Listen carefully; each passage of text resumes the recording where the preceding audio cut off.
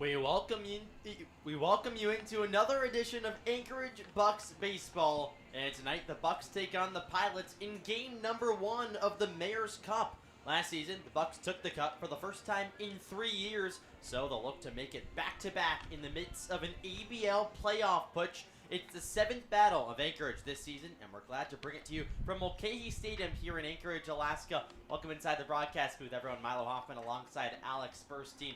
Now, last night it was a tough loss for the Bucs. First time they were walked off all season long to the league's best, the Matsu Miners, in a game that really would have been good for the Bucs to have. Yeah, the Bucs definitely had some offense come along. Ended up out-hitting the Miners, and it was highlighted by a couple of home runs off the bat of Logan Ewell and Jaden Toki. It looked like everything was working for the Bucs. They recovered from a couple early runs given up, but in the end, it just showed, once again, not being able to close out these late games, and that's hurt them multiple times this last week. And you talked about it a little bit. The homer ball was still there. 2 homers, Logan Ewell, Jaden Toki, his first of the season, but they could not get the job done. All right, enough talk about that game. We cut up some highlights for you, so let's take a look at how the game yesterday at Herman Brothers Field went down in Palmer, Alaska. Anchorage Bucs baseball is on the air, and for the first time in over a week, the Bucs are away from Mulcahy Stadium. Anchorage tries to make it 2 wins in a row, but the Matsu Miners have the playoffs on their mind and can clinch a spot tonight with a win. Long wait from Toger, first pitch. Breaking ball hit high in the air towards shallow center field. Narrett comes in, dives, and can't make the grab. Jeffries around to score into third base Erickson, and an RBI bloop single from Evan Bilter has the Miners on top 1-0 in the bottom of the first. 2 balls, 1 strike. Next pitch. Fastball up the middle and down for a base hit. Erickson's in to score. Everyone advances a base. And it's 2-0 Miners in the bottom of the first. RBI single from James McGee. And the inning keeps on going. Took the fastball, sent to the... Checking the runner. Here's the pitch. Hit high in the air towards left center field. This ball's got a chance. Off the wall and gone. Jaden Toki rounds second base. He has a 2-run shot, and the Bucs have tied it up in the top of the third. In the second half, 0-1. Fastball hit towards right center field, dropping and down for a base hit. Goes all the way to the wall. Bilter into third. They're sending him home. Shrugging home, and he's in for a run. RBI double for James McGee, and it's a 3-2 lead for the Miners in the bottom of the third. Fastball hammered towards right field. This ball gone. A solo shot off the bat of Logan Ewell escaped in a hurry, and it's a 3-3 ball game in the top of the 5th. Ewell turned on that one, and the lefty has this game back even with his 3rd home run of the season. Arn kicks back. Here's the 2-1. Swung on, hit up the middle, through into center field, a base hit, and an RBI. Joey Narrett touches home, and the Bucs have the lead. It's 4-3 in the top of the 6th. Nice piece of hitting from Ren Matsuzaki on the body, because it wasn't a force. 1-1. Pitch is hit up the middle, right past Provencio's glove into center field. Rounding third, Carter Geffrey. The throw is cut off, and the Miners have tied it. 4-4 here in the bottom of the 7th, and we've got a ball game. Long pause, now he comes home. Provencio shows bunt, pulls back, throw down to second, is in time. Are you kidding me? Wow. Ridge Erickson, for the 2nd time this evening, has picked off a runner at second base. Here's Barch's pitch. Swung on, line towards right field. That'll get it done. Ewell drifts over, doesn't have a play, and the Miners walk it off. An RBI single for Aiden Espinoza, the pinch hitter, and Matsu has won 11 straight here in the ABL. The Bucs lose for the 4th time in a row against the Miners. Just a tough loss for the Bucs, who really looked like they could come away with that one at Herman Brothers Field. Now they lost to the Miners, like you heard there, for a 4th time in a row to Matsu, who's really the best team in the league by far. They've clinched their spot in the championship series this season already with a couple handful of games left to go. So just an impressive minor squad, a game that the Bucs wish they had, Alex. Yeah, I mean, this is the games that at the end of the season you're going to want back, because it's just a one-run loss for the Bucs, and not only one run, but they had the lead.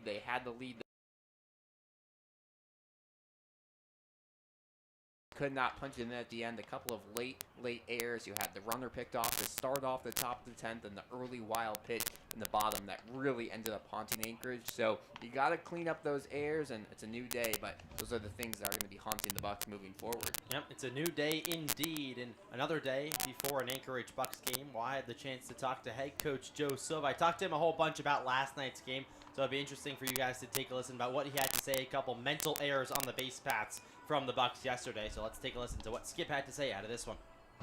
Milo Hoffman here with head coach Joe Silva out of the Bucs and the Pilots doing battle at the first game of the Mayor's Cup. Now, flashback to yesterday, a walk-off loss to the Miners. The team got picked off on the base paths a couple times. How can you guys fix that heading into today? Yeah, no, we just got to see the ball down, especially on the bunt, right? And our guys know that, and we got to be better with that too. Baseball games, there's a lot of things that go into it, deciding win-loss factor.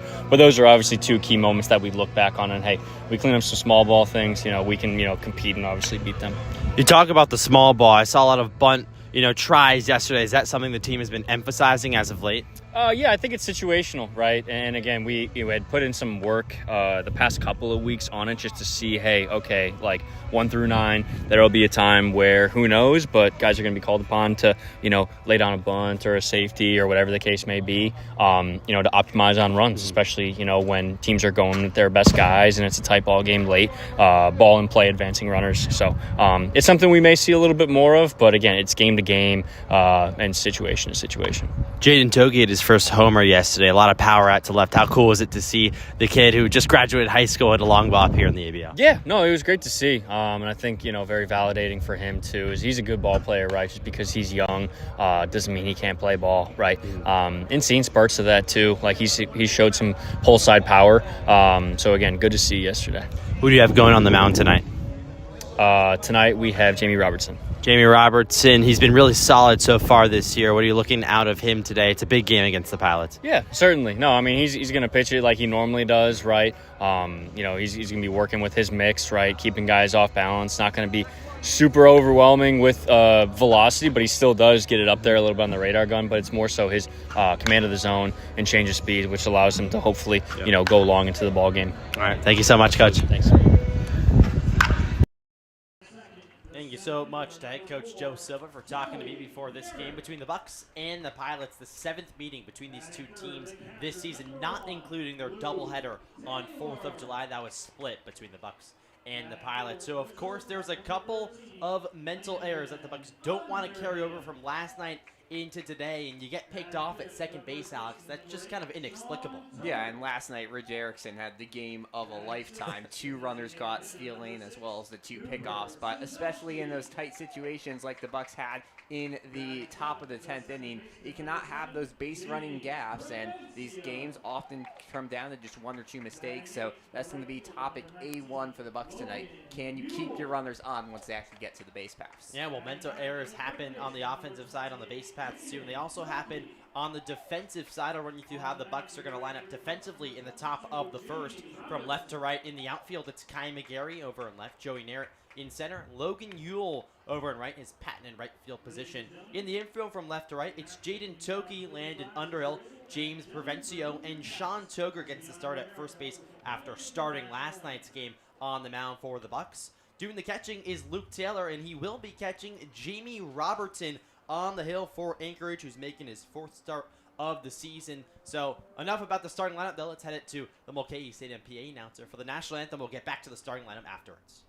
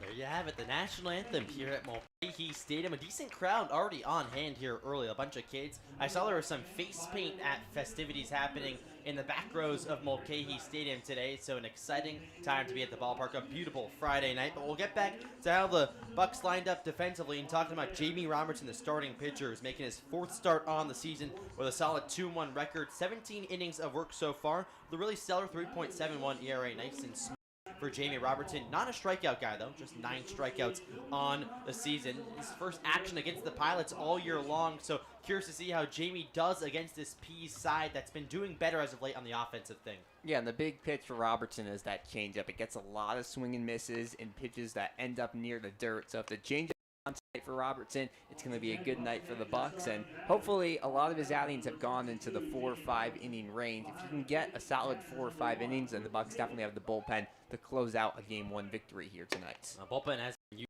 a whole lot as of late, especially John Witt, who's pitched in what seems like every single game this season. Pitched last night, pitched in the game before, always a solid guy out of the bullpen. We'll see if the Bucs can get to him today. He's probably a high leverage guy, so maybe see John Witt once again for the 3rd game in a row here at Mulcahy Stadium. The Bucs are out on the field taking their practice warm-ups as Jamie Robertson's taking his warm-up pitches on the hill. We'll go through how the Pilots have their lineup today. Dylan Marks will lead off batting, or he's playing shortstop. Jet Ruby is playing second base, batting second. Andrew Becker in center is batting 3rd. Adam Burkholt doing the catching, batting cleanup. Edison Polanco, the DH, has been hitting real well as of late, batting 5th. BJ Rodriguez is over and left, batting 6th. Landon Teasing, the 3rd baseman, is batting 7th. Hunter Klotz at first is hitting 8th. And then rounding out the lineup is Ryan Christensen over in right field, batting 9th. And it'll be Ben Cushney on the hill for the Pilots. We'll get to him in the bottom half of the inning when he goes out on the mound. But this is a really important game for the Bucs, Alex. A game that they can take the season series lead over the Pilots an inch closer to clinching a playoff spot. Yeah, and that season series is important as a tiebreaker. But if you look at the way the standings look right now, 3 games up on both the Chinooks and the Pilots, if you take this weekend series, get at least 2 of 3, you're going to have a pretty big 4-game lead over the Pilots with just a handful of games left. So the Bucs pretty much control their own destiny, get a couple of wins here this weekend at Mulcahy, and it's going to be a bright path forward for the Bucs. Well, including today, the Bucs see the Pilots 4 more times this season. They have 8 games remaining, half of them against this Peas squad. Dylan Marks steps up to the righty box. He's about set to go. Here, 3-man umpire crew, Ethan McCraney at home calling balls and strikes. Kenny Aikens over at first, and Brandon Schmidt is over at 3rd. Partly sunny skies here, temperatures just over 70. We're about set for baseball here in Anchorage, Alaska. Robertson comes set at the belt. Ready for the first pitch. Here it is. Fastball taken down the gut, 0-1. Really nice zip on that fastball from Robertson. A pitch that he'll go to a whole lot to play off his changeup really well. That's his nasty one that he goes to a whole bunch here. One of the best changeups we've seen so far in the ABL. Robertson set, ready for the 0-1. Here it is. Fastball high that time, 1-1. Marks comes in hitting .250 on the season, just 2 RBIs, but he's been hot as of late. 4 for his last 7, last 2 games played for the Pilots. Robertson nods and gets the sign. Counts 1-1 on the leadoff man. Now he comes home. Pitch is taken high and tight, 2-1.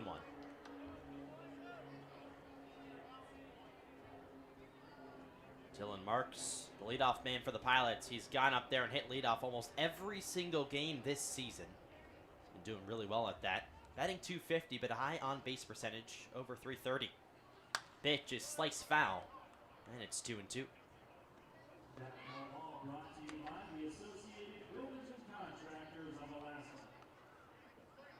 Crowd still filing in here at Mulcahy Stadium.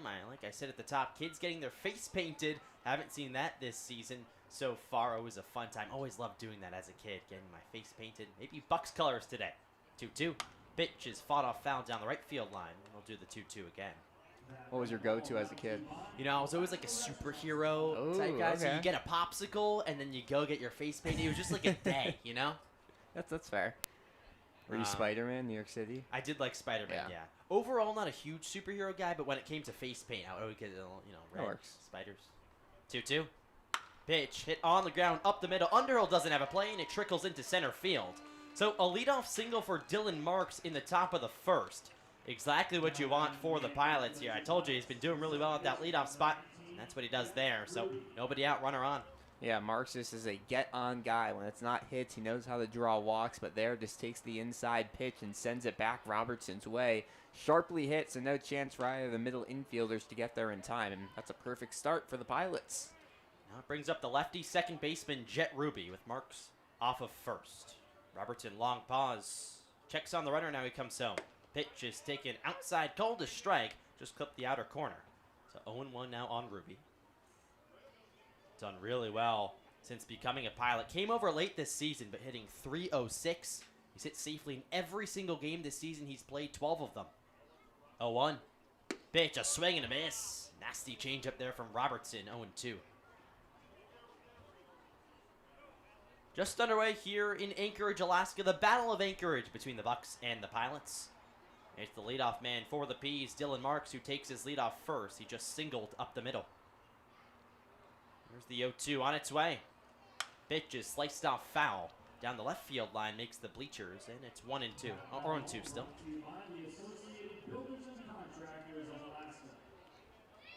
You hear that advertisement from the PA announcer. The Associated Builders and Contractors of Alaska are in the house today. Yep.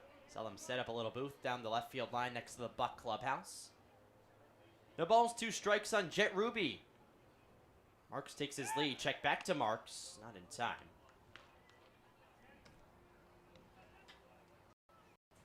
Pilots this season are not a team you got to be too scared about on the base paths. Just 16 stolen bases, by far the least in the ABL. In fact, by 20 to the third best side. Here's the 0-2. Pitch is sliced foul. 2 still. Jet Ruby up there battling. Takes a couple steps outside the batter's box. Has a bright red piece of Under Armour that streaks down his right forearm. He has a real bent over stance in the box. Sort of looks like an old-timer baseball player, like in the 1930s. Wiggles his bat. Here's the 0-2 pitch. Runner goes. Taken for a strike. Now is a bluff, so Marks retreats back. I said you shouldn't expect too many stolen bases from the Pilots there. Looked like Marks was going to be off, but instead he retracted back to his bag. Pitch was low and away, so 1 ball, 2 strikes now on Jet Ruby. Check back. Not inside. That's now 2 checkbacks for Jamie Robertson early. Robertson was comfortable today. I was talking to him before the game out on the field, just feeling relaxed, ready to go. Here's the 1-2 offering. Down and inside. 2-2. Defense played straight up for the Bucs. Jaden Toki about 15 or so feet in from the third base foul line. Another pickoff attempt. And Dylan Marks has dived all 3 times, so he's adjusting his gray pants over there. Pilots today, and they're all grays with their scripted blue lettering. Bucs in their all-white pinstripes. Robertson ready for the 2-2. Long pause. Now he comes home. Pitch, a swing and a miss. Change up down to the dirt. First strikeout of the day for Robertson. First out of the day for Bucs. 1 gone here in the top of the first. Yeah, and that's a huge out because you could see Marks getting in the head of Robertson a little bit. All those throws over after giving up the leadoff hit. So a little bit of a confidence boost for the right-hander on the mound, and now he can settle into his game a lot better. Well, that'll bring up Andrew Beckert now, the center fielder. He's the guy who's going to bring home the runs for the Pilots. 22 RBIs this season for Becker. That's the most in the ABL. Marks off first. Here's the pitch. Chop. First base side. Fielded by Toger. He goes to second. There's one. Relay to first. In time. A nifty double play turn by the Bucs, and that'll do it here in the top of the first inning. Jamie Robertson's all smiles as he struts off the mound and will go to the home half. 1 hit, nobody left on base, and no runs come across. We'll be right back. It's Bucs Baseball. Don't go anywhere.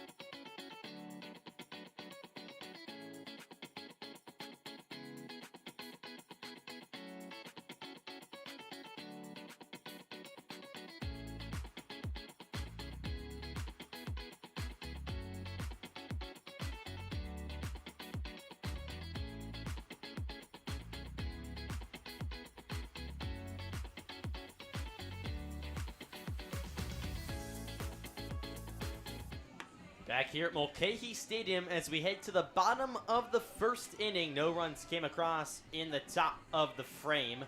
Nifty double play turn by Sean Tugger. 3-6-3 was the scoring. And now we're in the home half. Bucks coming to bat. They'll have to face a lefty on the mound, Ben Cushney, who's making his 5th start of the season. An 0-2 record in 14 innings. 5.79 ERA. A big strikeout guy. 17 strikeouts, so averages more than 1 per frame. It's his first start against the Bucs since all the way back on opening day, June 8th. Feels like ages ago when a solid 3 innings, 2 strikeouts, and no earned runs. So, Bucs trying to combat that and put a couple on the board against Cushney, but Cushney's coming off a rough start last time out. Just 3 innings pitched, 6 earned runs against the Chinooks. He kicks and turns to Kai McGarry. Pitch is high and tight, and it's 1-0 on the leadoff man. Gary comes in, hitting 267 with a homer and 15 RBIs. Those 15 RBIs ties the team league with Luke Taylor. 1-0 on its way. Taken high on the fastball, 2-0. Gary readjusts his helmet. He has his white batting gloves. It looks like he has a cushion on his right thumb that's in between him and the bat. I see a couple players wearing that. A little bit of padding. Ready for the 2-0. Inside on the breaking ball, knee high. And it's 3-0 now on Kai McGarry. Lineup order has been switched around today for the Bucs. You see Joey Narrett is hitting number 2. He's been hitting the ball really well as of late, so why not move him up? 3-0 on Kai McGarry, the leadoff man. Here it is. Taken down the gut. 3-1, a fastball at the belt. So Kai McGarry now still ahead, 3 balls, 1 strike. Beautiful day at Mulcahy Stadium. A Friday night. Glad you're with us here. Milo Hoffman and Alex Spurstein bringing you the action. Here's Cushney's 3-1. Pitch upstairs. That's a leadoff walk for Kai McGarry. A fastball that just barely missed above the letters. He moves up 90 feet to first base. Leadoff man is aboard here for the Bucs in the bottom of the first. Yeah, it's good patience from Kai McGarry. Maybe the one thing he's lacked a little bit in this number 1 spot. He swings a lot, and because of that, there's been a lot of good hits, but also some strikeouts. Good to see him just take some balls against a pitcher he hasn't seen in a while and get the leadoff reach. Kai McGarry now leads off first base. Stolen base threat. Pitch to Narrett, taken outside on the fastball, 1-0. McGarry leads the ABL with 12 stolen bases, but he was gunned out yesterday. That's hard to do. Ridge Erickson, the catcher for the Miners, had himself an absolute day. McGarry takes his lead, 1-0 to Joey Narrett. Here's the offering. Pitch, a swing and a miss, a breaking ball in the other batter's box, 1-1. I mean, that was one of the best catching performances, single game, I think I've ever seen. Unbelievable. Level. You 4 just runners don't see caught. that. That's ridiculous. Taking off a runner at second base twice? Are you kidding me? 1-1's the count on Joey. Here's the offering. Pitch. High and tight. Joey check swing. He did not go, though. So 2-1 now on the center fielder. Narrett hitting 270. That's a whole lot different. Look back a couple days ago. His average was just above the Mendoza line. He has a homer with 8 RBIs to go with it. 2 balls, 1 strike. Left on left matchup here, just underway in Anchorage. McGarry takes his lead. Here's the pitch. High and tight. 3-1 now on Narrett. Well, this is good for the Bucs. They haven't seen this pitcher since, as you mentioned, the first game of the season. Kind of wait to see his stuff, and while you're at it, take a couple of balls, get a few walks. It's a win-win scenario for Anchorage. Well, when Narrett's swinging the bat well, he's patient up there. Cushney, third base side of the rubber, comes home. Pitch, called strike on the outer corner. Now full on Joey Narrett, a fastball. Cushney's been going to that fastball a whole bunch early on here. Lefty who stands, like I said, third base side. Normally you see the exact opposite. McGarry leads. Here's the pitch. Swung on and fouled back. 3-2 still on Joey Narrett. Neither team letting the pitchers have it easy here in the first. Long at-bats. That's what you like to see. Some of the Bucs are trying to do a whole lot more of. Work the pitch count up for Ben Cushney. He comes set at the rubber. Here's the payoff pitch. Swung on and drilled right field down for a base hit. Fielded by Christensen. McGarry up 90 feet. He'll stay right there at second base. So it's a single for Joey Narrett, and there's first and second for the Bucs in the bottom of the first. Yeah, that's just so loud off the bat of Joey Narrett. He has such great exit velocity. Took that pitch kind of high and outside and slammed it pull side. A great piece of hitting from the lefty, and the Bucs in business early. The sound off his bat has just been insane. different over the last couple days. Joey tripled yesterday. 3 for 3, actually, Joey. So, good stuff from the center fielder. That brings up the catcher today, Luke Taylor. Cushney comes set at the letters. Now he comes home. Pitch, swing and a miss. High cheese right on by. No balls, 1 strike on Taylor. Taylor hitting .275 on the season. 3 homers. He's been sitting at that 3-homer mark now for pushing 4 weeks here. Of course, he's been hitting the ball well. Average still very respectable, .275, but very capable of putting the ball over the fence. Here's the 0-1. Breaking ball, wave and a miss. Hit the outside corner. Taylor way in front, so 0-2. You wonder if Taylor, he swings for the fences, it seems like every single time. A couple swing adjustments maybe for more contact hitting in this 3 spot, and you could see maybe a couple more hits off his bat. Coming off a 3-hit day 2 games ago, season high. Infield shaded slightly to the left. Here's the 0-2. Pitch is hit in the air towards right field. That'll make the seats. Christensen didn't really move out there and right. It had eyes for the bullpen over there, the Pilots bullpen in deep right the whole way. Still no balls, 2 strikes on Luke Taylor. 0-0 to score between the Bucs and the Pilots. Bottom 1. Runners off first and second for the Bucs, though. Nobody out. Here's Luke Taylor. The 0-2 pitch. Outside. It was high and wide. Looked like an off-speed, a changeup from Ben Cushney. So 1 ball, 2 strikes now on Taylor. Something Taylor always does. He steps out of the box, takes a long pause, stares down the sole of his barrel. Now he's ready. Readjusts his jersey. 1 ball, 2 strikes on Taylor. Runners take their lead off first and second. Here's the pitch. Outside, it gets by the catcher, Burkle, all the way back to the screen. Easy 90 feet for both runners. Narrett at second, McGarry at third, with nobody out here in the bottom of the first. A real opportunity for the Bucs to take advantage early in the first game of the Mayor's Cup. That's just a passed ball by Burkle, who's been a very solid catcher this year, but the pitch a little high and couldn't get his full glove on it. Now Taylor can really come through with a base hit. The corners are in for the P's. Klotz is in at the lip at first, and so's Teasing at third. Middle's up. Here's the 2-2. Taken down in the dirt. Nice take by Luke Taylor. An off speed from Cushney. So 3 balls, 2 strike now on the catcher. 0-0. Bucs and Pilots. Bucs trying to pounce here early. Get off to a nice start. Bottom of the first. Narrett stretches over there at second. Now he takes his big lead. Nobody's holding him on. Marks, the shortstop, is about 15 feet away, and so is the second baseman, Ruby. Here's the payoff pitch. Swung on and laced on the ground, foul, third base side. So they'll do the payoff again. Nice rip from Luke Taylor, just a little bit out in front of that one. So there's a slight chance of rain here at Mulcahy today. Hopefully that passes on by, doesn't find us. Sunny, but you can see the clouds over by the mountains behind us are pretty dark and scary. Hopefully they stay over there. 3 balls, 2 strikes on Taylor. Here's the pitch. Swung on and lofted slowly out to left center field. Coming on is the left fielder Rodriguez. Tagging from third is McGarry. He'll go in easily. The throw got cut off. So it's an RBI sac fly for Luke Taylor, and the Bucs are on the board here in the bottom of the first. 1-0. Yeah, Rodriguez having some arm trouble. He's battled it all season, not pitching anymore because of it. He's not going to make that throw. You have a possibility of maybe getting the runner at the plate, but instead Bucs get the free sac fly, and it's a good way to jump out to the lead. Joey Narrett stayed put at second base. It was a real slow fly ball out to left field.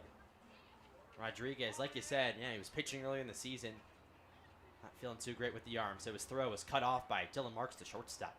Here's the pitch to Underhill. Taken for a strike on the outside corner. Nice zip there from Ben Cushney. So no balls, 1 strike now on the shortstop. 280 average for Landon. 2 homers on the season. He also hasn't gone deep in a minute. Narrett takes his lead off second base. Here's the 0-1.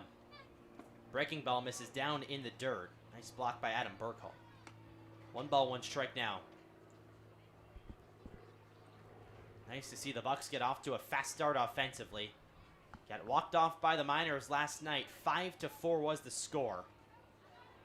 Trying to put that one in the rear view window. Here's the 1-1. Breaking ball high and wide. And it's 2 balls, 1 strike. Narrett was dancing off of second base, very capable of stealing a bag. Don't see the stolen base of third too often, but definitely can happen. And Cushney peers in for the sign. Now he gets it. Stands tall on the rubber. Out of the stretch. Here's the 2-1. Pitch, swing and a miss. High and tight fastball that Underhill was behind. So 2 balls, 2 strikes now.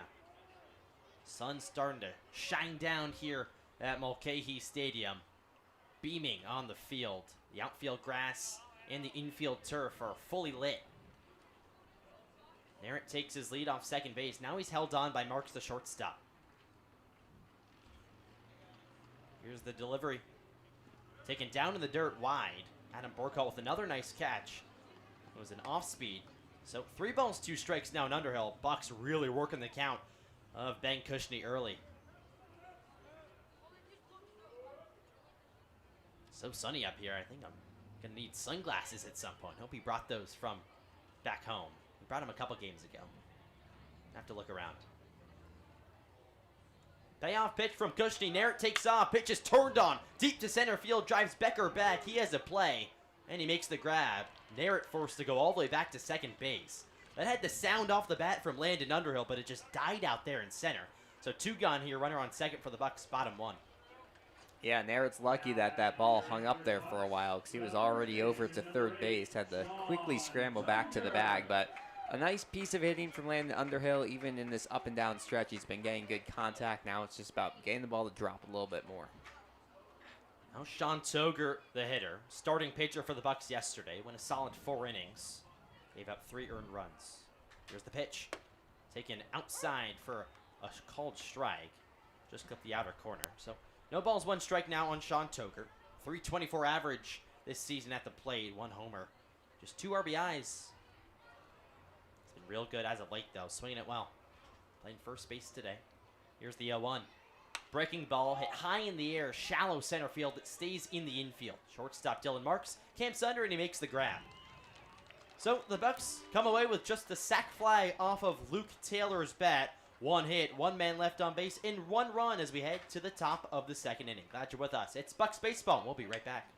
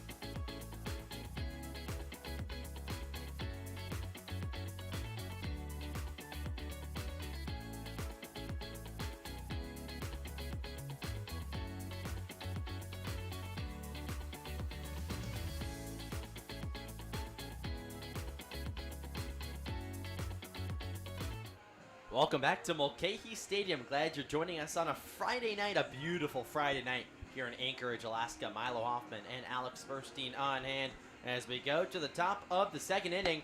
The Bucs got a first inning run. Luke Taylor hit a sac fly to left field and brought home Kai McGarry. So 1-0 to score. Just underway here in Anchorage, Alaska. The Battle of Anchorage for the 7th time this season. Series is split 3-3 between the Bucs and the Pilots in game number 1 of the Mayor's Cup. Glad you're joining us for that one. It's really funny because this tournament happens right in the middle towards the end of a big ABL postseason push.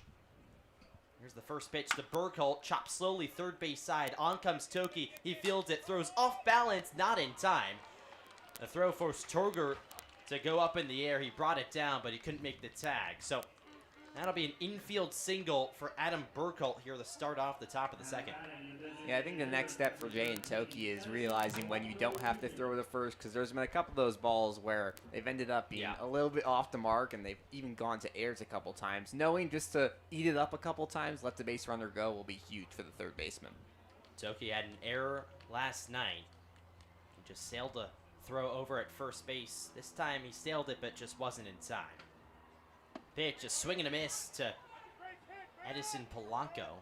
Out in front of that changeup. Nasty stuff from Robertson. No balls, 1 strike now on the DH. Who's hitting much better as of late. My goodness. It's been very different from June to July. Robertson pauses, comes home. Down low in the dirt. Luke Taylor can't find it. It's up the first base line. And that's an easy bag for Adam Burkholt. He goes up 90 feet to second base. So now runner in scoring position for the Pilots here, top 2. As I was saying, Edison Polanco, though, already has 20 ABs in July. He just had 10 in June, coming off a big game against the Bucs 3 days ago, 2 for 5, and had the go-ahead double in the 9th inning to give the Peas the lead and eventually the win. So quite the turnaround for Edison Polanco. We were talking to the Pilots broadcaster who talked to Rich Price, their manager, the Pilots. He said, a whole lot of upside for this kid. Here's the 1-1. Swing and a miss. Out in front of that changeup again. And there's 1 ball and 2 strikes. He always wears a hoodie underneath his jersey. It's interesting. Yeah, not the day to wear a hoodie. No. I don't think. He also wears Under Armour, too. A whole lot of gear on Polanco. 1-2. Down in the dirt. And it's 2 balls, 2 strikes. Right on left matchup. When Polanco plays the field, it's normally third base, but he's been the DH as of late. Actually pitched, too. He's pitched last night. He pitched another time a couple weeks ago. So has some stuff on the mound. Maybe a potential 2-way guy in the future. Pitch, swing and a miss. Out in front of the changeup for the 3rd time. And that one rings him up. 1 gone here in the top of the second. Yeah, that's that changeup that works so well for Robertson on the mound, because if you can get swings when the ball's in the dirt, you're not going to get much or any contact. So a really good second K of the night, and important with a runner in scoring position. It's the pitch that he relies on a whole bunch. His best secondary pitch, playing off the fastball. Fastball sits low 90s. Offering to BJ Rodriguez is low, and it's 1-0 now. Rodriguez hitting 183. Saw him in left field, and you heard him. He couldn't make the throw to gun down McGarry, the sac fly. Struggling out there in left. He's suffered a little bit of an arm injury. Normally a pitcher, too. Hasn't pitched in a few weeks. 1-0, sliced foul. 1-1. Hitting, though, 183 average. He leads the ABL in walks with 17 of them. So he has an excellent eye at the plate. We've also seen him go deep against the Bucs earlier in the season. So has some pop in the bat. 1-1 the count. Right on left matchup. Burkholt takes his lead off second. Pitch, wave and a miss. 1-2. Another changeup from Jamie Robertson. He's feeling that pitch today. Rodriguez takes a couple steps outside of the box. Now he digs back in. Slight squat, and he's ready for the 1-2.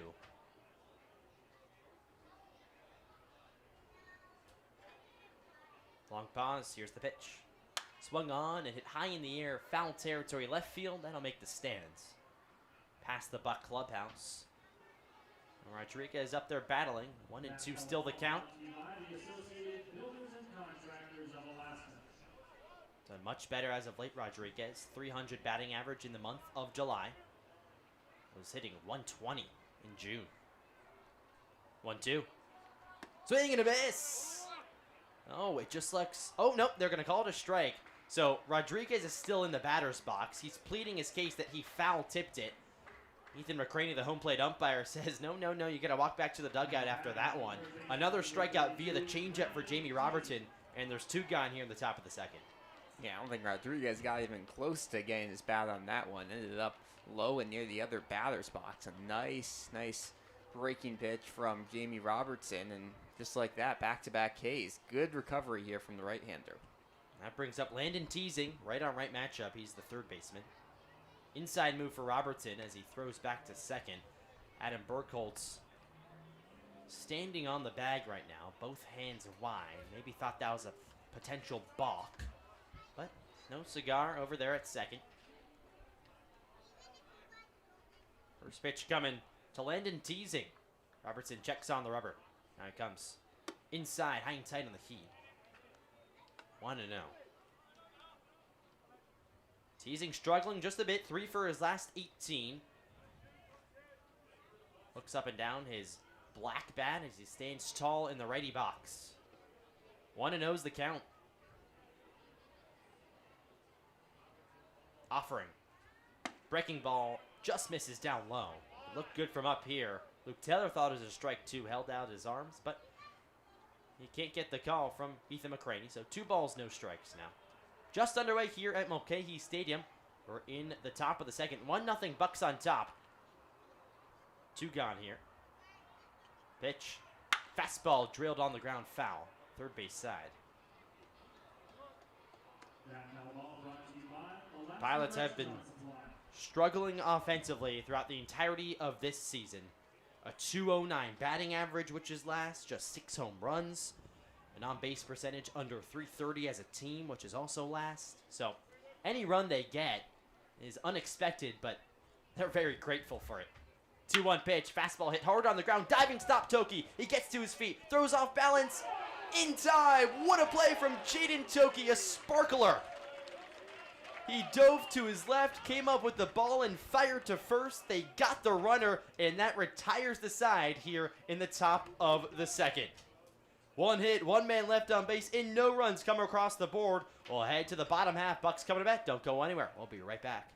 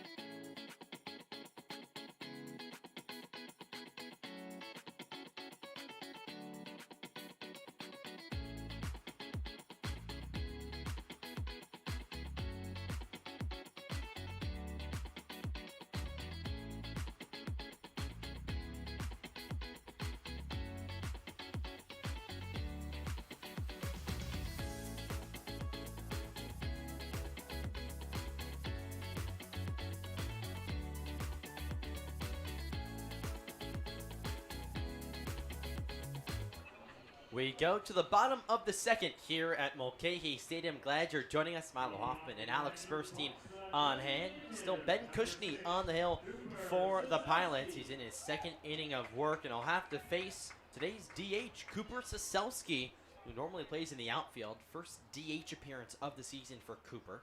Left on right matchup to start off the bottom half of the second. Pitch to him is drilled deep to left field. Get up, ball, get out of here, and gone! Cooper Soselski's first long ball of the season, the first pitch he saw today, and it's 2-0 Bucs on top in the second.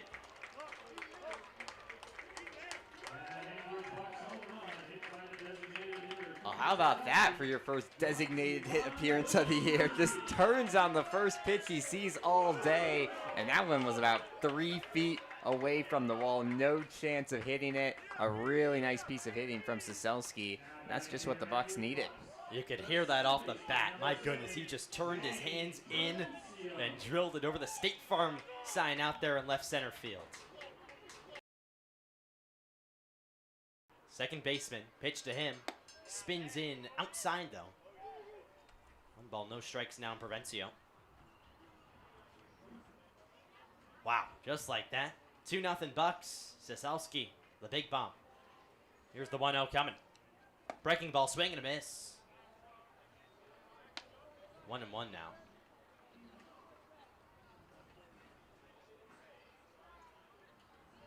Ben Cushney stands tall on the rubber. He's already ready. And now he's set. 1-1. Breaking ball spoiled off left field line. So 1 ball, 2 strikes now.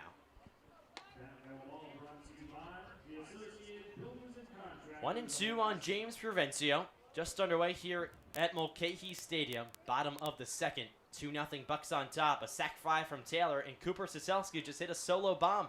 1-2. Breaking ball hit hard on the ground, right side through. Into right field. A base hit for James Provencio. And there's a runner on with nobody out here for the Bucs in the bottom of the second. Well, maybe Provencio just needed a little trip down in the order. That's what he did for the first month or so of the season. Has been struggling in the leadoff and 2 spot the last couple weeks, but if he can get back to that, he's going to be an important part during this home stretch for the Bucs. Now Provencio takes his lead off first. Logan Ewell, the hitter. Left on left matchup. Ewell hit a homer last night. Here's the pitch. Fastball hits the outside corner at the knees. 0-1. Logan Ewell hitting .292 on the season. That homer he hit yesterday tied Luke Taylor for the league, or yeah, I guess it is the league lead with 3. Also the team lead. 0-1. Fouled off. 0-2 now on Logan Ewell. Fastball in on the hands that he hit off the broadcast booth to our left. I believe Ewell's actually officially in first place because of the least games played of people who have 3 home runs. So there's a tie break for Yes, that too, isn't there there? is. Tie break for everything these days. You gotta have it. Cushney comes home. High on the fastball. 1-2. Provencio takes his lead off first base. He's singled. Now Logan Ewell, the hitter. 1-2 the count. Here's the pitch. Breaking ball misses inside. Logan Ewell forced to duck out of the way just a bit, so 2 balls, 2 strikes. He's been dominant as of late, Logan Ewell. Ever since he's taken over as the everyday right fielder, just absolute machine. Here's the pitch. Fastball misses high and tight. So 3-2 now on Ewell. 3 balls, 2 strikes, nobody out. Runner off first, it's James Provencio. Just underway here at Mulcahy Stadium. Glad you're with us. Cushney, third base side of the rubber. Now he comes home. Runner goes. Pitch is in the dirt. So that's a walk for Logan Ewell. Provencio still up. He'll go to third. The ball went all the way back to the screen. So an attempted stolen base. And he was very heads up. And he ran over to third base. So now runners on the corners for the Bucs with nobody out here in the bottom of the second. Yeah, this is a perfect start to the inning for the Bucs, getting aboard in so many different ways. And once again, we talked about the base running yesterday and how it struggled. Today, it's been heads up and great for Anchorage. Well, Rich Price, the manager for the Pilots, is going to go out to the mound. There's a meeting between all the infielders right on the rubber. Ben Cushney is talking to him. Still no sign towards the bullpen. And Rich Price is going to keep him out there, it looks like. He'll strut back on over towards the dugout. You don't see that too often. Normally when the manager goes out there, he makes the hook. But this time, he doesn't. Keeps Ben Cushney, and it's very early in the game, and the Pilots are down a whole bunch of pitchers. So yesterday they had to start Cole Semino, normally a bullpen guy. They're feeling the grunt of the season. Nearing the end here, ABL. So hard to believe it's gone by so fast. Now the hitter, Jaden Toki. Here's the pitch. Fastball chopped on the ground, third base side, out of play. 0-1 now on the third baseman. Jaden Toki had his first homer of the season yesterday. It was a 2-run shot out to deep left center at Herman Brothers Field. First homer of the season, like I said. We knew he had pop. Just waiting to see it. Runners take their leads off the corners. 0-1. Check back to first. Yule is sliding safe.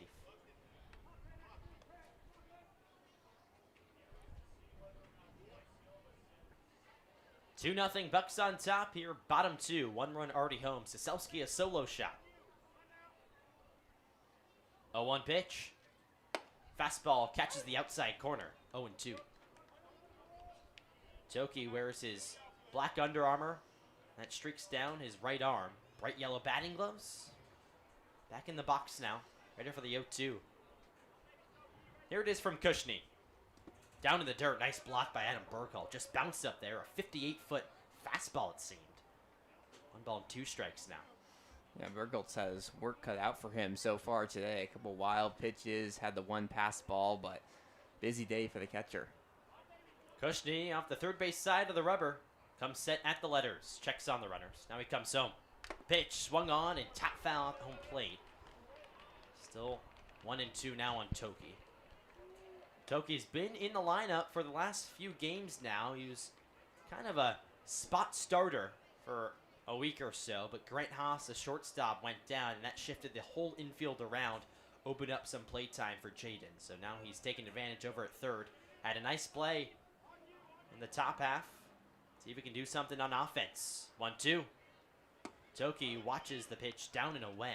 A fastball. 2 balls, 2 strikes. Sun beaming down here in Anchorage, Alaska. Slight wind breeze out to left field. 2 balls, 2 strikes. Here's the pitch. 2-2 pitch. Is it high in the air towards right field? Ryan Christensen comes in, camps, and he makes the grab in shallow right. Provencio bluffs the tag, and he goes back to third. So it's a big out for Ben Kushney and the Pilots. It was just a high fly ball that didn't travel too far out to right. Runners stay put where they are on the corners. 1 gone here. Yeah, if that ball's pushed maybe even 10 feet further out right, then probably enough room for Provencio to take home a run, but instead he's forced to stay over at third. Back to the top of the lineup. It's Kai McGarry for the Bucks. He walked back in the first. He came around to score. Kushney takes a long pause. Now he comes home. Pitch is swung on and hit high in the air. Shallow center field. Second baseman Jet Ruby on the lip of the grass makes the play.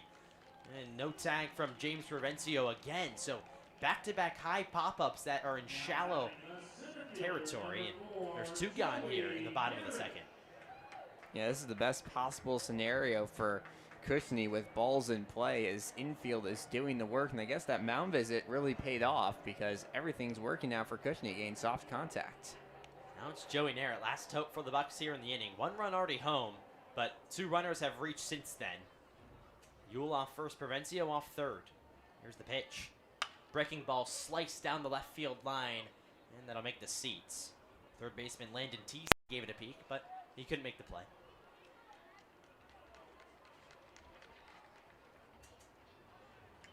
Cooper Siselski hit a solo shot to begin to frame the first pitch of the inning to deep left field. His first homer of the year. Logan Yule walked. Provencio singled there on the corners. 2 outs here. Counts 0-1. Kushney comes home. Narrett swings and misses. 0-2, a breaking ball that looked nasty on the outside corner. No balls, 2 strikes, 2 outs here. Bottom 2, Bucks hold a 2-0 lead. Deuces wild. Kushney comes set. Ready for the 0-2. Here's the offering. Check back to first before that'll come.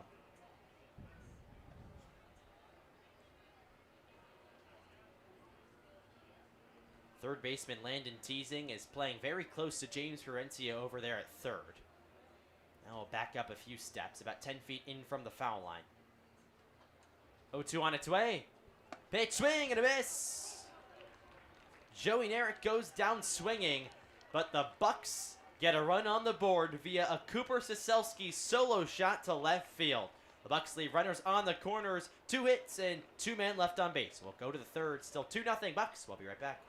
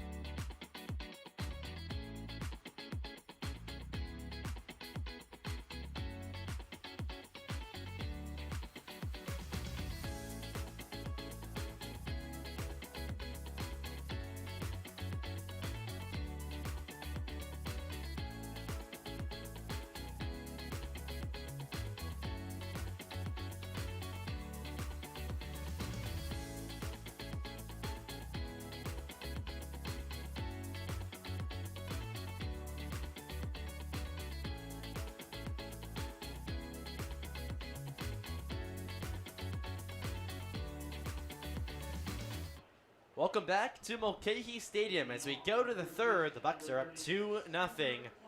Still Jamie Robertson on the hill for the Bucs. It's Hunter Klotz, the leadoff hitter for the Pilots. First baseman today, hitting a slim 179 on the season. And struggling as of late as well, just 1 for 13. Robertson stands tall on the rubber. Now he comes home. Pitch just outside. 1-0. Robertson has been going to the changeup a whole bunch this evening. It's been his pitch all season long, but especially tonight. Has rung up 3 guys. 1-0. Outside. 2-0. Another off speed from Robertson. And he recovered really well. 27 pitches after a somewhat long first few batters, but that double play really switched the momentum for him. 2 balls, no strikes. Robertson comes home. Fastball misses high and wide. 3-0. Jamie takes a few steps off the rubber. Now he digs back in. He stands at the first base side of the slab, unlike Ben Cushney of the Pilots, who stands severely to the left. Here's the 3-0. Fastball misses outside, ball 4.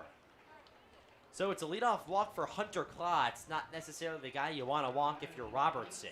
And there's 1 on with nobody out here in the top of the third. Well, somehow every single leadoff man has reached here tonight for the Pilots, and no runs have come across home plate. So I guess Robertson's worked just really well with runners on. And I bring up Ryan Christensen, who's really been struggling this season. Just an 0.29 average, just 1 hit on the season. Robertson comes home, fastball misses at the knees outside. 1-0. Just 1 for 34 is Ryan Christensen. He struck out in every game he's played. Hunter Klotz takes his lead off first base, held on by Sean Toker. Here's the 1-0. Off speed, catches the outside corner, 1-1. Beautiful changeup there from Jamie Robertson. Want to find out his grip on that one because changeups have so many different grips. I wonder what he goes to. 1 ball, 1 strike. Pitch. Called a strike at the knees. 1-2. And then you can try to recreate it and fail miserably. Oh, I know I'd be nasty. Yeah. I'll go with a nice circle change that gets you swinging over top. A lot of swing and miss today for the Cubs. How about it? 11-0 win for the Yanks. 1-2. Fastball fouled back. Still 1-2. For anyone who doesn't know, I'm a Yankee fan. Alex is a Cubs fan. 11-0 win for the Bronx Bombers. 3 bombs for Cody Bellinger, the former Cub. Thank you very much. No comment. Didn't expect one. Hunter Klotz takes his lead off first. 1 ball, 2 strikes on Christensen. Long pause. Pitch. Breaking ball misses outside. 2-2. Right on left matchup. Christensen, a big frame in the box. He mans right field. He plays pretty good defense over there. Saw him making out in the last frame and gunned home to prevent Provencio from tacking. 2-2. Fastball, a wave and the miss. Really nice stuff from Jamie Robertson, his 4th strikeout of the day. And there's 1 gone here in the top of the third. Yeah, we talked about how much Jamie varies his pitches, but that at-bat was just varying where he placed the ball. A lot of outside pitches and then came in for that final one. Awkward swing from Christensen and an important first out. Back to the top of the Pilots lineup, it's Dylan Marks, the shortstop. He singled back in the first. 1 of 2 hits for the Peas today. Long pause for Jamie, now he comes home.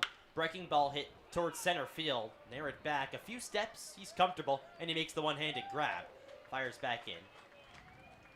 Klotz retreats back to first base, so 2 quick outs here for Jamie Robertson in the top of the third. Exactly what you want after a walk to Klotz to start off the frame.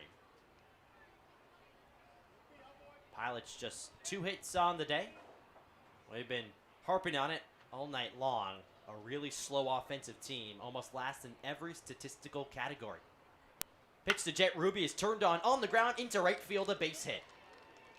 Klotz holds up at second base. So Jet Ruby is aboard with a 2-out single here in the top of the third. Just ripped on the ground, no chance for Sean Toker to make the play. He was holding on the runner, which makes it even harder. Yeah, Ruby has that really short, compact swing. He chokes up really high in his bat and allows him to just pull the ball so well. So, really nice piece of hitting there. Keeps a little bit of a rally going.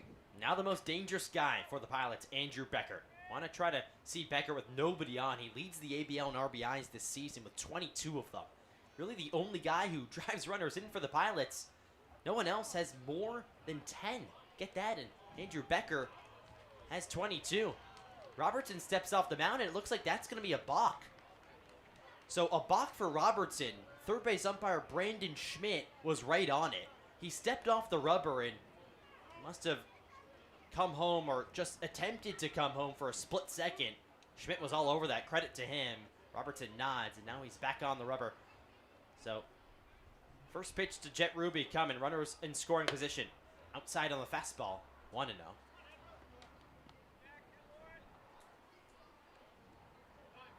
Klotz takes his lead off third. Ruby off of second. And the catcher, Luke Taylor, is going to go out to the rubber. And so will the pitching coach for the Bucs, Izzy Fuentes. So some trouble here for Jamie in the top of the third. A little two-out rally for the Pilots. The leadoff man walked, Hunter Klotz. Then two putouts, a fly-out and a strikeout for Jamie Robertson. And then a two-out single for Jet Ruby. And then a balk. So two runners in scoring position for the Pilots. Yeah, you mentioned it. Becker is just so good at getting runners in. He's gotten a lot via the sac fly as of recent, but this is an opportunity. You get the ball to go in the outfield with two speedy guys on the base paths, and you can easily get this to a tie game. This is a smart mound visit for the Bucs, but we were able to get the double play ball out of Becker. Really just try to keep that changeup going, induce a ground ball, and you can get out of this inning easily. Home plate umpire Ethan McCraney goes out to break up that meeting. Now we're set. 1 ball, no strikes on Becker, who waves his bubblegum blue bat. Rested on his left shoulder. A bright blue one. Really sticks out. Also has red Under Armour. Just a whole lot of colors. 1-0 on its way. Fastball misses outside. 2-0. I hope your bubble gum isn't blue. No, my bubblegum is always blue. No, it's always pink. Bubblegum. Blue. Yeah. Really?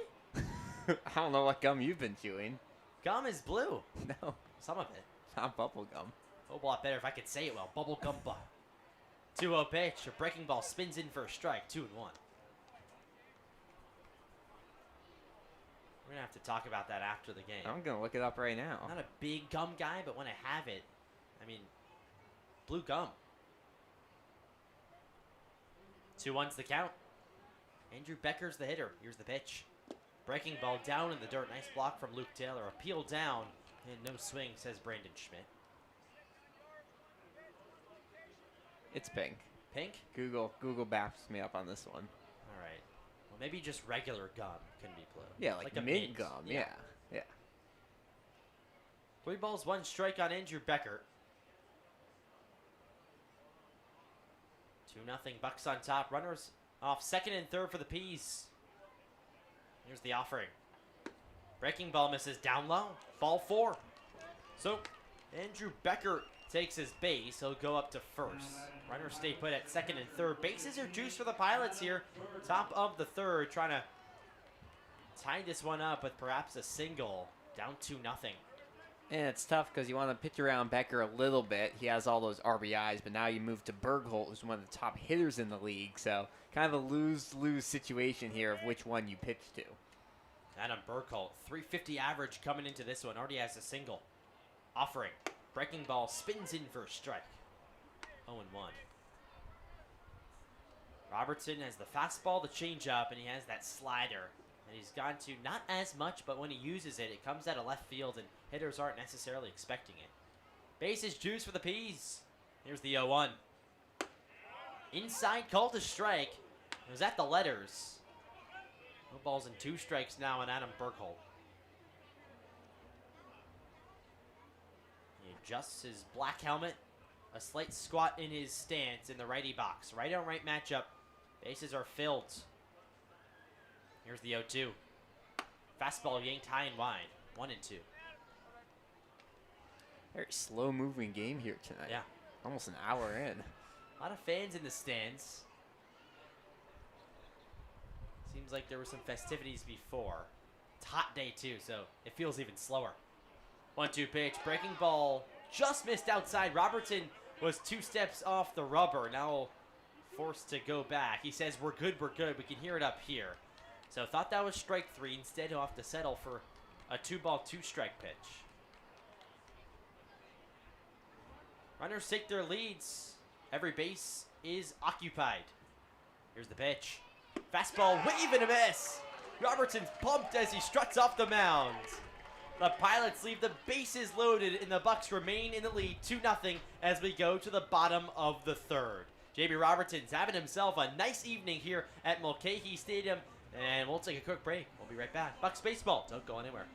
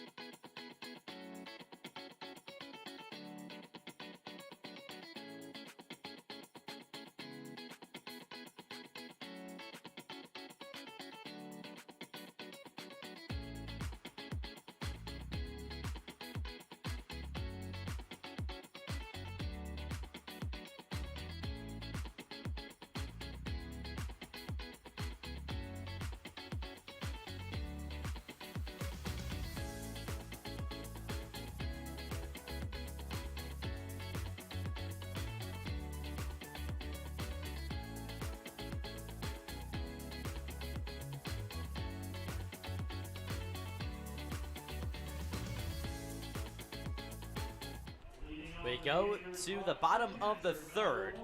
2-0 still. Bucs on top over the Pilots. 1 run in each of the first 2 frames for the Bucs. And starting off this frame is Luke Taylor, the catcher today. He had a sac fly back in the first, brought home Kai McGarry. First pitch to him is high on the fastball. 1-0 now on Taylor. Ben Cushney's the pitcher, still on the mound for the Pilots, the starter today in his 3rd inning of work. Here's the 1-0. Fastball catches the outside corner, 1-1. Taylor a couple steps outside the box, readjusts his batting gloves. Now he's set for the 1-1.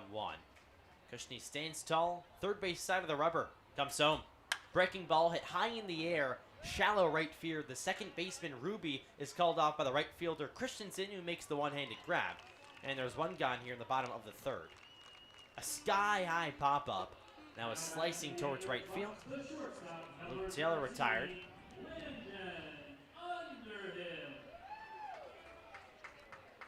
6 combined hits for the 2 sides today. 3 apiece. Now Landon Underhill's up for the Bucs. Breaking ball almost hit him. Forced a duck out of the way there. So 1-0 now on the shortstop. Underhill flew out to center back in the 1st. 280 average on the season, 2 homers and 9 RBIs. Cushney comes home. Fastball, wave and a miss. 0-1, just foul tipped. Make that 1-1. First pitch almost hit him. 1 ball, 1 strike now on Landon Underhill. Defense played straight away for the Pilots. Infield shifted slightly towards the right, just barely. 1-1 pitch, pours in for a strike. 1-2.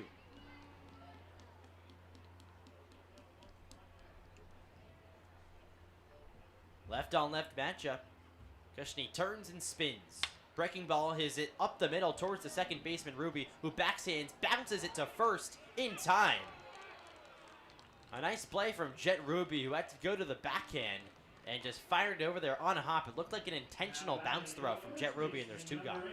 Yeah, really nice play by Ruby, who's been an excellent second-half addition for the Pilots. To field that on the backhand and still get a throw-off in time against such a speedy runner, That shows you how good he's been. And now Sean Toger, the hitter. Left-on-left matchup again. Kushney comes home. That one's ripped on the ground towards the first baseman, Klotz. It's off his hip, fires to the pitcher, who covers in time. Ooh, what a recovery. Then Kushney sprinted over to the first and got the job done as he touched the bag a split second before Sean Toger. Well, nobody left on base, and the Bucs go down in order. Still 2-0. Bucs on top. We'll go to the fourth. We'll be right back.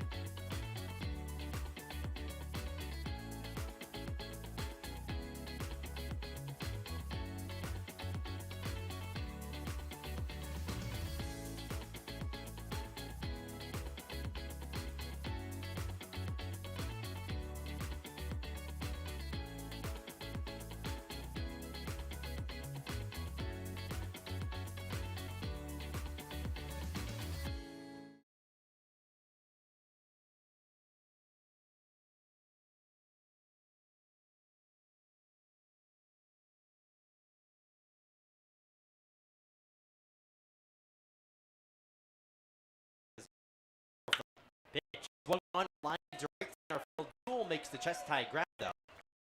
There's one kick out here, top of the fourth. Ed just lined it, but right at the right fielder. Exactly what you want for the Bucs.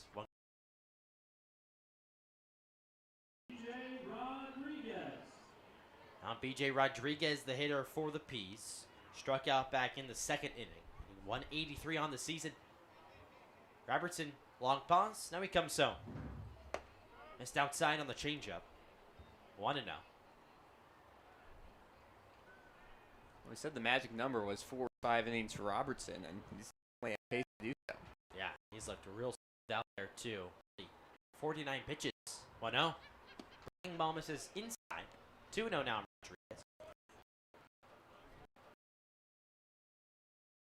Rodriguez leads ABL Bucs this season. Ahead in the count 2-0. Robertson comes home. Fastball taken at the knees, but called a ball. So 3-0. Rodriguez just 2 walks though against the Bucs all season long. So Bucs have done well with BJ. He has it a homer out to right field. 3-0 pitch. Fastball down in the dirt. Ball 4. And there's his 3rd walk of the season against the Bucs and his ABL best 18th. So there's 1 out, runner aboard for the Pilots here in the top of the 4th. Bucs hold a 2-0 lead. Luke Taylor hit a fly in the first, and Cooper Soselski a solo bomb in the second. Last frame, the 3rd, was the only inning. The Bucs haven't scored a run so far. Rodriguez takes his lead over there at first, held on by Sean Toker. Hitter now is Landon Teasing. Pitch yanked outside on the breaking ball. Nice block from Luke Taylor. Teasing so far today is 0 for 1 with a ground out to 3rd back in the 2nd inning. Came in hitting 159 on the season. Defense straight up for the Bucs. 1 ball, no strikes on Teasing. Robertson comes set. Now he comes home. Fastball in off the hands, bloop back to Robertson, who jumps off the mound, fires the first in time. BJ Rodriguez advances to second on the play. Nice play, though, from Jamie Robertson, the pitcher. The ball was chopped really slowly, about as slow as you could possibly go down the third baseline, and Robertson fired a strike over to first. So 2 gone here in the top of the 4th. Both the pitchers have been impressively athletic. Those are athletes. Yeah. That's what they say. And it's being proven here at Mulcahy Stadium. Sun shines down in Anchorage. Now the hitter was Hunter Klotz. Offering to him is a breaking ball that spins just low. 1-0. Jamie Robertson, a very athletic guy. Of course, most pitchers at the D1 level. Robertson right now in the transfer portal, but formerly played for University of San Diego. They played in multiple positions in their high school years. They also hit. So they just know the game so well and are just very athletic. 1-0 pitch. Breaking ball spins and catches the outside corner. 1-1. Robertson readjusts his cap. Half black, half white cap for the Bucs. All white pinstripes today. They're home pinstripes. 1 ball, 1 strike. Offering. Breaking ball down low. So 2-1 now on Hunter Klotz. He walked back in the 3rd. Struggling just a bit, though. 1 for his last 13. Has yet to pick up a base knock against the Bucs this season.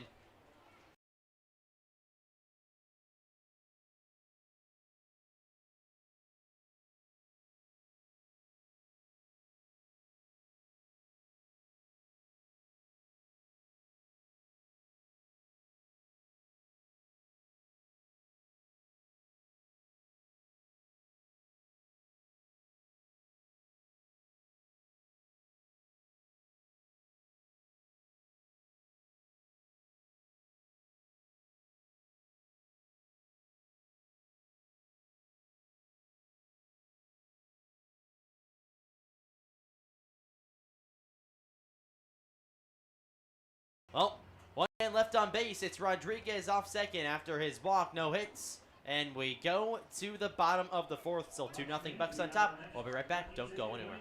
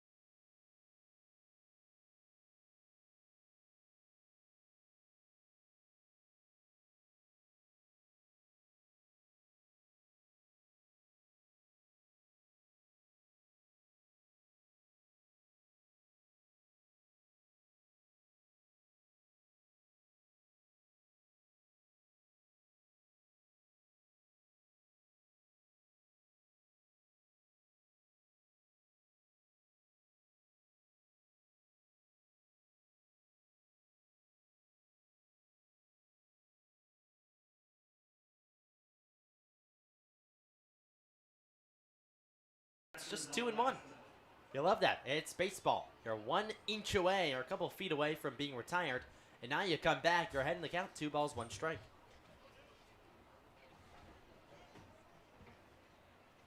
Sosowski digs. Buck pinstripes today. Here's the 2-1 offering. Breaking ball misses high and wide. 3-1.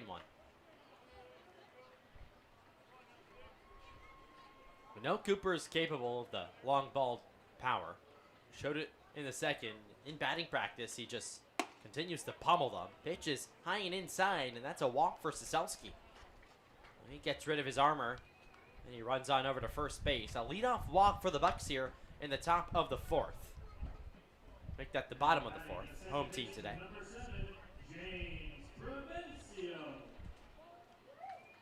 Now Provencio, the hitter, left-on-left matchup.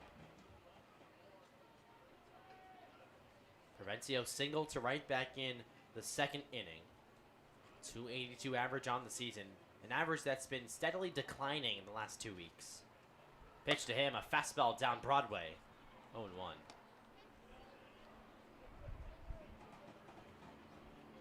Defense played straight up for the Pilots. Hunter Klotz, the first baseman, holds on Sosowski at first, the leadoff man. No balls, 1 strike. Left-on-left matchup. Here's the pitch. Fastball yanked down in the dirt. So 1-1.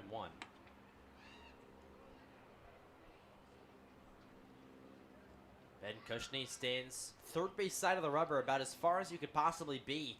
Rare to see that from lefties, especially against lefty hitters. Here's the 1-1. Yanked outside. 2-1. A breaking ball. Outfield grass is shined down by the sun. And it's peering over our right shoulder out there and right. Here's the 2-1. Breaking ball. Left high. Throw down to first. Gets by Hunter Klotz. Cooper Sosowski will take off for second. He's in there easily. Takes a quick spin but retreats back to the bag. So now runner in scoring position. 3 balls and 1 strike on Provencio. Just a wild throw from the catcher Burkholdt. Hunter Klotz had absolutely no chance of retreating that ball. It was up the first base line and threw it in foul territory. So they were going for the back pick and not successful. 3-1's the count on Provencio. Sosowski leads off second. Here's the offering. Fastball swing and a miss. 3-2. High and tight heat there from Cushney. 3 balls, 2 strikes on James. He's 1 for 1, singled back in the second. 11 RBIs on the season for Provencio. A chance to bring home another. No outs. Bucs up 2-0 in the bottom of the 4th. Cushney stands tall out of the stretch. And he comes home. Pitch is sliced down the left field line, foul. 3 balls, 2 strikes still on Provencio. James wears that white armor on his right shin. His pants are slightly ticked up from his cleats. You can see his black socks for about, I don't know, a couple inches. Tape along his left wrist. He's in the lefty box, left-on-left matchup. Payoff on its way. Breaking ball spins in for strike 3. A beautiful pitch from Ben Cushney. And there's 1 gone here in the bottom of the 4th. Just a slider that had so much movement. Started in on the hands of Provencio, and by the time he blinked, it was right down the middle. Now Logan Ewell, the hitter.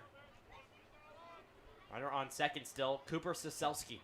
1 gone here, bottom 4, Bucs up 2-0. Here's the offering to Ewell. He check swings, appeal down, he did not go. So 1-0 now on Ewell. Homered yesterday at Herman Brothers Field against the Miners. Just a shot that got out, I don't know, about 3 seconds or so. An absolute laser over to right. His 3rd of the season. Now tied at the top with the Bucs. Taylor also has 3. 1-0, here it is. Check swing foul down the left field line. 1-1.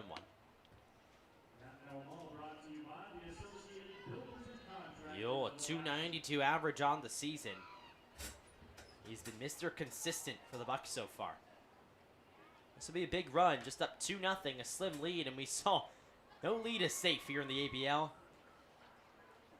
Offense comes in spurts. Soselski off a second. A healthy lead. Here's the 1-1. Swung on and chopped on the ground, right side of the infield. First baseman Klotz fends over, throw off the mark to the pitcher. Kushney caught it, but about 3 feet away from the first base bag. So Logan Yule aboard with an infield single. Soselski advances to third. Now runners on the corners with one out here in the bottom of the fourth. So an infield single for Logan Yule. He has so much speed. It rushed the entire play. Hunter Klotz went over. He made the throw to Kushney, but it was just off the mark down the first baseline. Now Jaden Toki, the hitter. Kushney stands tall. Runner goes. It's Yule. Pitch is in there for a strike. Throw down to second. Not in time. It was off the mark just a bit. So now 2 runners in scoring position now for the Bucs. A big chance in this one. Jaden Toki, the hitter. Toki homered yesterday. His first shot of the season. 1 ball, no strikes. Kushney stands tall. Set at the letters. That comes home. Pitch, a check swing. He went around. 1-1. 1 ball, 1 strike, 1 out. Runners off second and third for the Bucs. They're up 2-0 here. Bottom of the fourth. Trying to win game number 1 of the Mayor's Cup. Bucs and Pilots. Here's the pitch. Fastball down in the dirt. Nice block from Adam Burkholt. Soselski stays put over at third base. Burkholt didn't know where it was for a little bit. He was bouncing around, then he finally got it. That must be so scary for catchers. I mean, my goodness. You know it's somewhere in close range. You can't find it.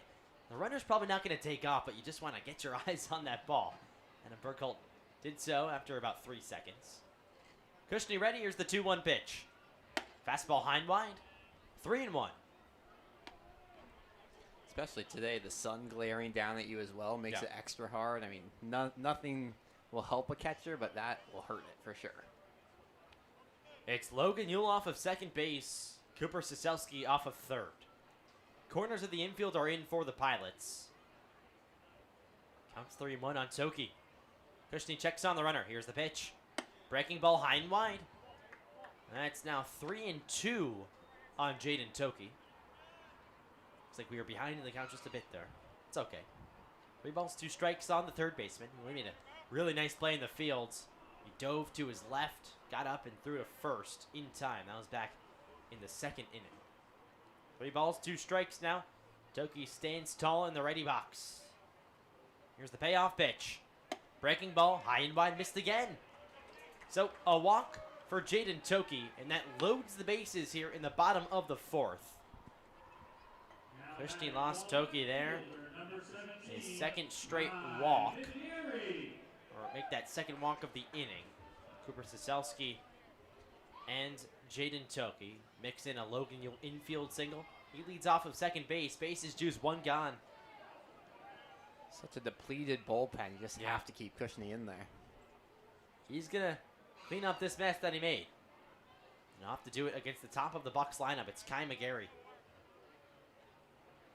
Here's the pitch. Called the ball. Just missed inside. The fastball. 1-0. Kushney's got no benefit from Ethan McCraney this inning either behind home plate. So he's called a tight zone today. I mean, he is laboring out there on the mound. And there's only a select number of umpires in the ABL. It's interesting to see how each of them have their own different strike zones. You got to think the players are becoming used to it. 1-0. Here it is. Fastball swing and a miss. 1-1.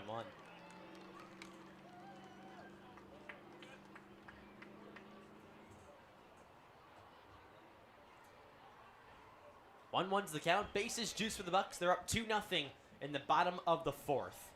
Trying to take lead of the season series against the Pilots. Right now it's tied up at 3 games apiece. Kushney takes a long pause. Peers in for the sign. Now he's set. Out of the windup. Down in the dirt. 2-1.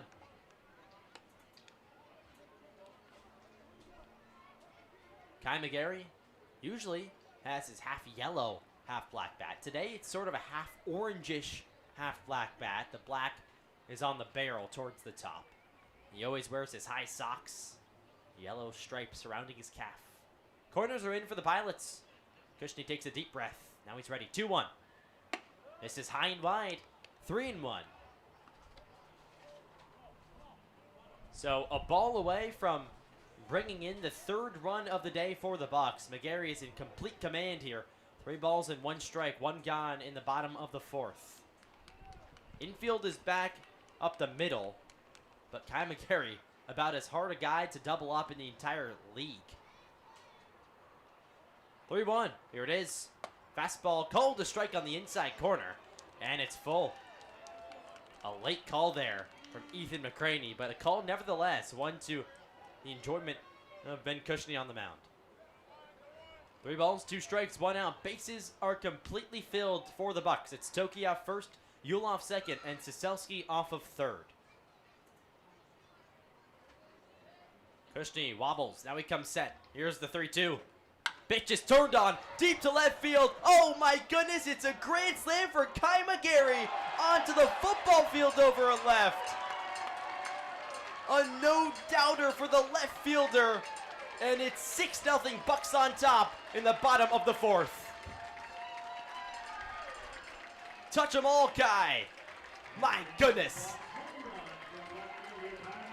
Wow, we have seen some big home runs here, but few have made it to the football field on a fly. That one cleared the goalpost there over left field. What a hit by Kai McGarry. Just sends it soaring into the gray skies here, and wow, Bucs in control now. That is crazy. 6-0 the score, just like that, in the blink of an eye. On a full count, nonetheless. Yeah. And also, Kai McGarry thought he had ball 4 earlier in that bat. I'm sure he's happy that that wasn't called to strike eventually. Now Rich Price going to come out of the Pilots' dugout.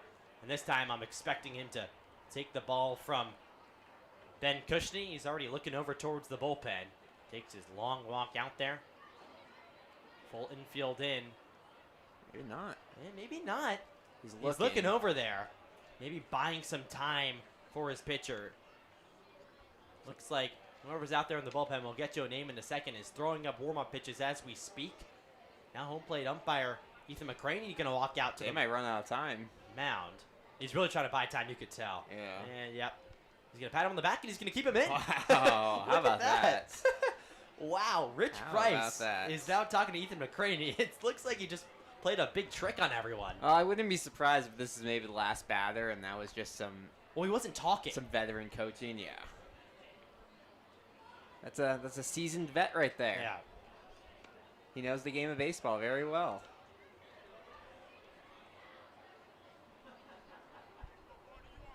Well, Ben Cushney can ask for a new ball. A big pause in the action here. I mean, I'm not disappointed about it. We're all still taking in that grand slam off of Kai McGarry's bat. Pitch to Joey Narrett. Spins in, and that one's hammered deep to right field. Back-to-back jacks for the Bucs. Oh my goodness, Joey Narrett onto the baseball field over and right. 7-0 to score in the bottom of the 4th.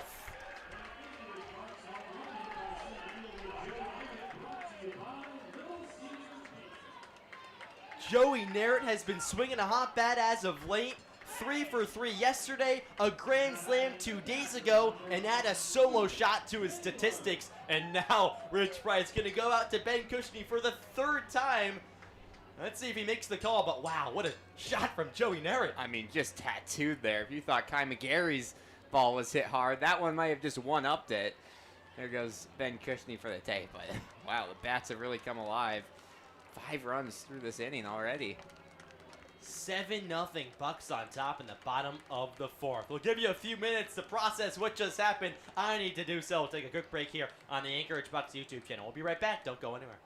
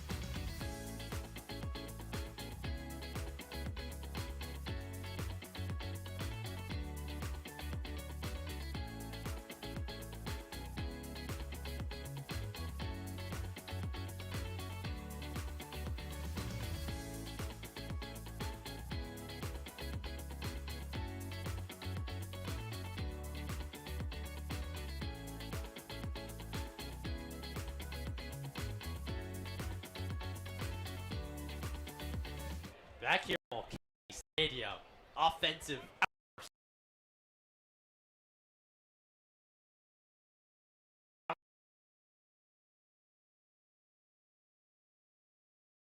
So making his 6th appearance on the season. He started 2 games, 1-2 record, 16 2/3 innings pitched with a 5.40 ERA.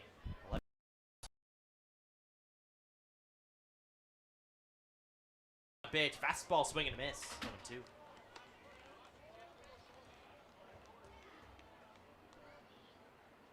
No balls, 2 strikes on Luke Taylor. 5 runs already home for the Bucs in the bottom of the 4th.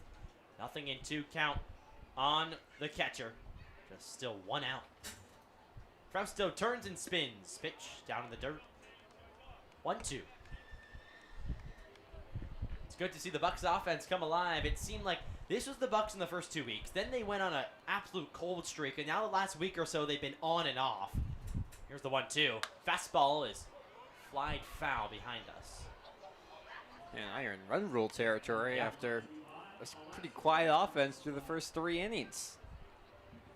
Yep, the Bucs just 2 runs in 3 innings, the first 3 innings. But they did score a run in each of the first 2 frames, and then 5 all of a sudden here in the bottom of the 4th. Still just 1 out.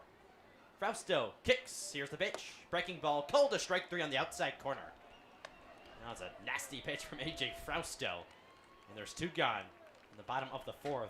I feel weird saying 2 gone. I know. So that'll bring up Landon Underhill, the shortstop. So far, Landon is 0 for 2.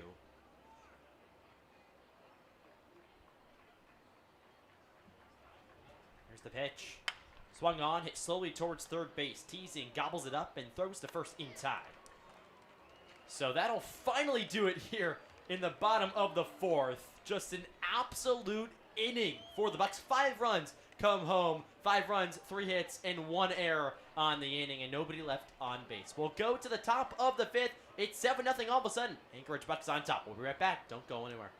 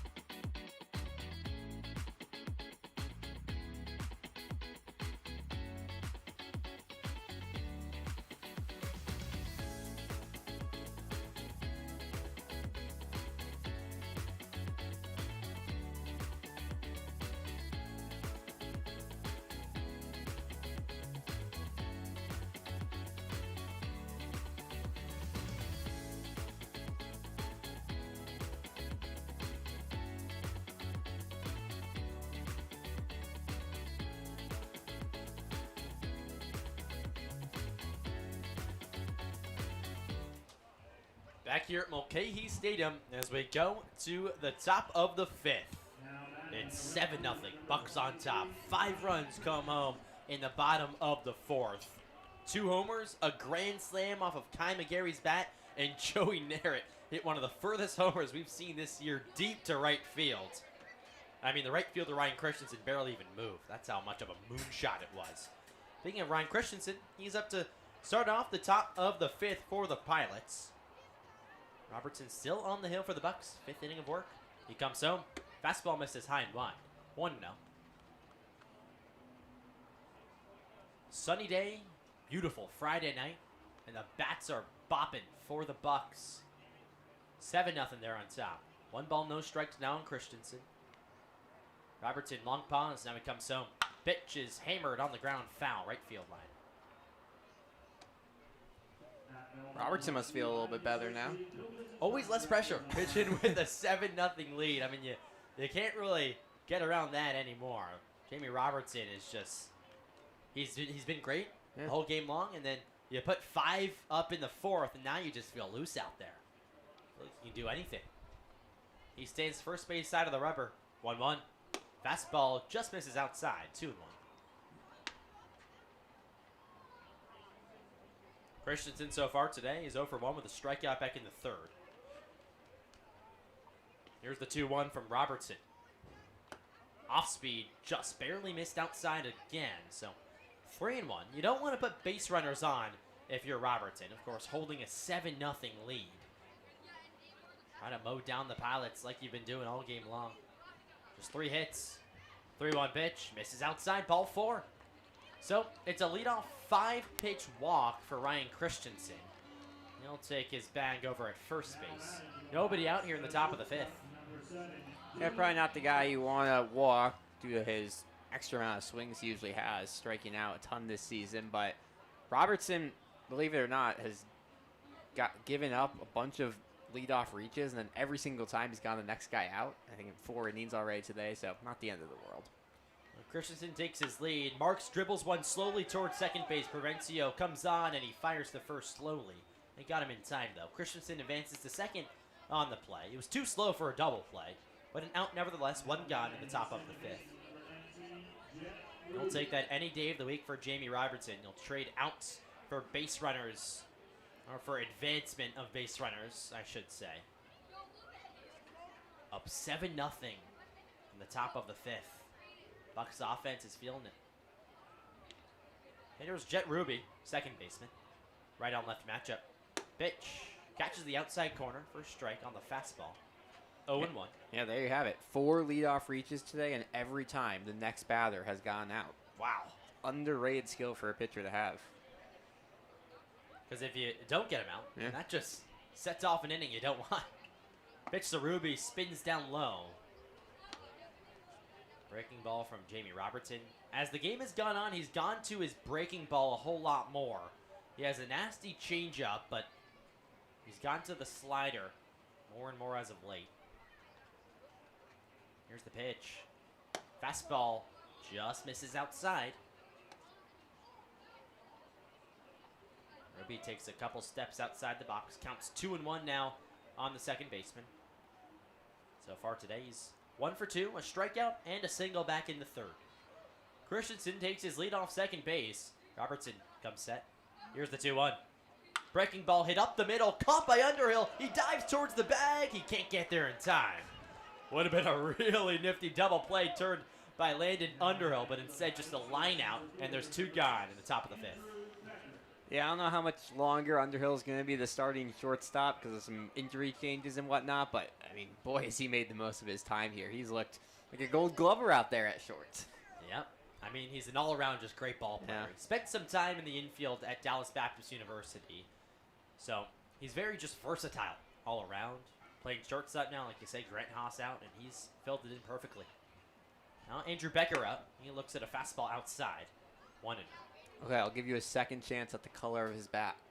Okay, it is regular gum blue. Okay. Well, Mint glum blue. sure. Whoa, I just said mint glum blue. Wow. 1-0 the count on Becker. He waves his bat along his left shoulder. Now it comes home. Breaking ball, misses outside. 2-0. So what would you say? I mean, it's I like would say it's turquoise. like a beach water blue. Well, I thought the joke was like I had to say a type of gum. Oh, yeah. Okay. So mint gum. Yeah. Maybe more like just like a mint, Yeah. not gum. 2-0's the count on him.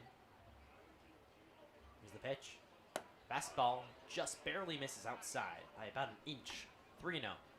Colors are hard. They are very hard. It's kind of the same color as You know, your Roy G. phone Bibb? charger. It is my new phone charger. Anyone who doesn't know, I left my phone charger here at Mulcahy Stadium a couple days ago. I had to get a new one. Much better. I mean, it charges so fast. 3-0 pitch. A fastball clips the outside corner. 3-1. But I need a new phone charger either way, right? Yes. I mean, my phone charger was ripping up to shreds. It still got the job done, and I still have it. I use it half and half. But the new one is Andrew Beckert's back color. 3-1, here it is. Breaking ball hit hard to left field, down for a base hit. Christensen at third, he'll get the stop sign. Now he'll come home after Kai McGarry bobbled it. So Rich Price, the third base coach, was all over that. Saul McGarry bobbled it, and Christensen heads home. It's an RBI single for Andrew Beckert, and the Pilots are on the board here in the top of the fifth, 7-1. And I'm not sure if Becker will end up getting the RBI on that one because the air is what gives Christensen the run, but overall a very good piece of hitting there, and they'll take that. Now Adam Burkhold, the catcher. This guy has some pop, so I want to keep him in the ballpark. Breaking ball spins in for a strike. 0-1. 350 average for Burkhold, hitting cleanup. He's homered already this season against the Bucs. No balls, 1 strike on the catcher. Becker leads off first. Here's the 0-1. Fastball high inside. 1-1. Luke Taylor, the catcher, forced to get up to his feet there and make the grab almost fully standing. So 1-1 now on Burkle. Bucks up 7-1 in the top of the fifth. Marks takes his lead off of first. Make that Becker. Here's the 1-1. Breaking ball twirls just down low. 2-1. 6 hits to the Bucks today. 4 for the Pilots. 2 balls, 1 strike on Burkle. Long pause. Now here it is. Fastball turned on deep to left field, but playable for Kai McGarry, who comes on a few steps towards his left, and he makes the grab, and that'll do it. So, Jamie Robertson does give up his first run of the day. We'll see if it's earned or not. Kai McGarry sort of bobbled one out there and left, but made up for it after he made the last put out of the frame. 1 run home, and 1 man left on base. We'll go to the home half of the fifth. It's 7-1 Bucks. We'll be right back.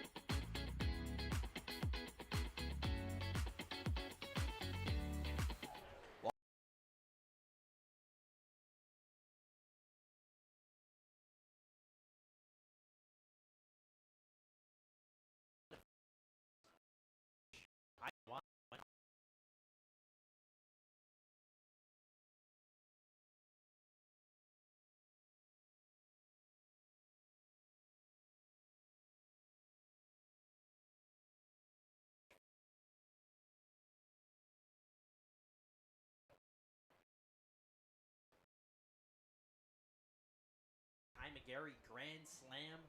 Joey Narrett, a moonshot out to right field. 1-1. Fastball hit off Toger's foot, foul. Takes a couple limps, using the bat as a cane right now. He's probably 5 or so steps outside the box. He's taking a slow trot. He'll make his way closer and closer towards the batter box now. Umpire went over to get some new balls, buy Toger some time. 1 ball, 2 strikes now on the first baseman. Fausto stands first base side of the rubber. Shakes off one, shakes off another, shakes off a third time. Now he gets the pitch that he likes. Deep breath, 1-2. Fastball hit slowly on the ground towards first base. Klotz is there, and he'll take it himself. So, a quick out here in the bottom of the fifth for A.J. Frausto and the Pilots. Sean Toger is limping back towards the dugout just a bit. I mean, a foul ball off your foot doesn't feel good anytime. And especially when you hit a ground ball, you have to run on it. That just makes matters worse. So, one gone here, bottom five. Toger will go to the dugout, get some rest. That brings up Cooper Sosowski. Already has a homer. Hit it back in the second. Pitch to him, almost hit him. Inside, 1-0. A fastball from Frausto. Sosowski, homer, like I said, and then he walked in the fourth, putting together a really nice day. Normally an outfielder today, DH. 1-0 pitch, fastball clips the outside corner, 1-1. Frausto, not the biggest frame on the hill for the Pilots, but he has some zip in his heater. Now when a breaking ball clips the outside corner, 1-2. Stands at 5'10". Also stands tall on the mound, ready for the 1-2. Here's the pitch. Breaking ball, fouled back. Still 1-2 now on Cooper Sosowski. 7-1 the score, Bucks on top, bottom five. It's been all offense. It's been all Bucks. Robertson, really nice outing so far as the starter as well. Here's the 1-2. Fastball hit well into right field. Christensen veers over towards the line in foul territory. Slides and he can't make the grab as he crashes into the fence. Nice attempt from Ryan Christensen, but he couldn't come up with it. So still 1-2 the count on Sosowski.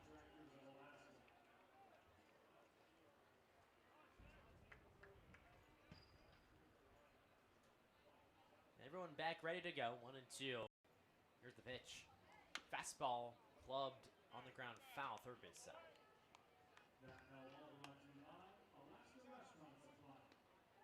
1-2, 1 out.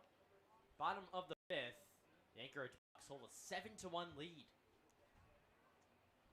Frausto ready. Kicks and deals.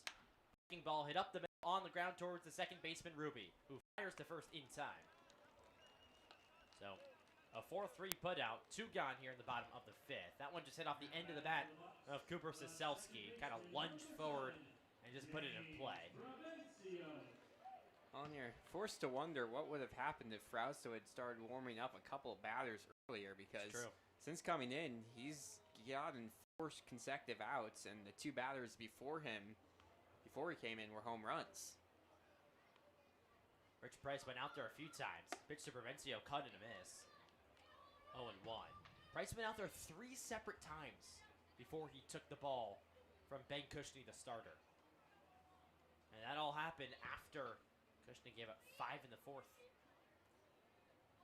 Counts 0-1 on Provencio. No batting gloves. Pitch. Swung on and grounded.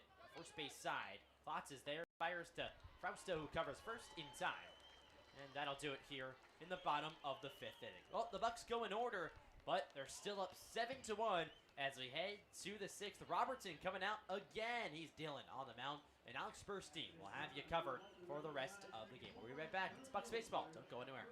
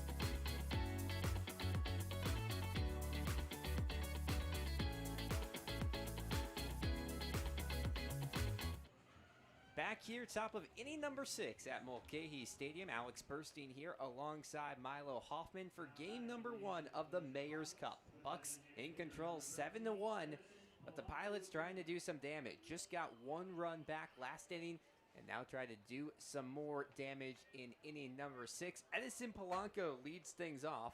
The designated hitter, switch hitter, in the lefty's batter's box this time around. First pitch. Fastball grounded towards short. Underhill grabs it on a low hop, darts it across the diamond. Not in time. It gets away from Toger. A low throw by Underhill, and it just trickled out of the glove of Toger. An error to start off inning number 6, and Polanco's aboard. It's a pretty routine ground ball just to the left of the second base bag. However, a reach for Polanco. That's another error for the Bucs, their second of the day. And there's a runner aboard for B.J. Rodriguez, the left fielder. Robertson from the stretch, looks down, now looks towards home. And here's the pitch. Changeup called for a strike on the outer third, 1-0 the count.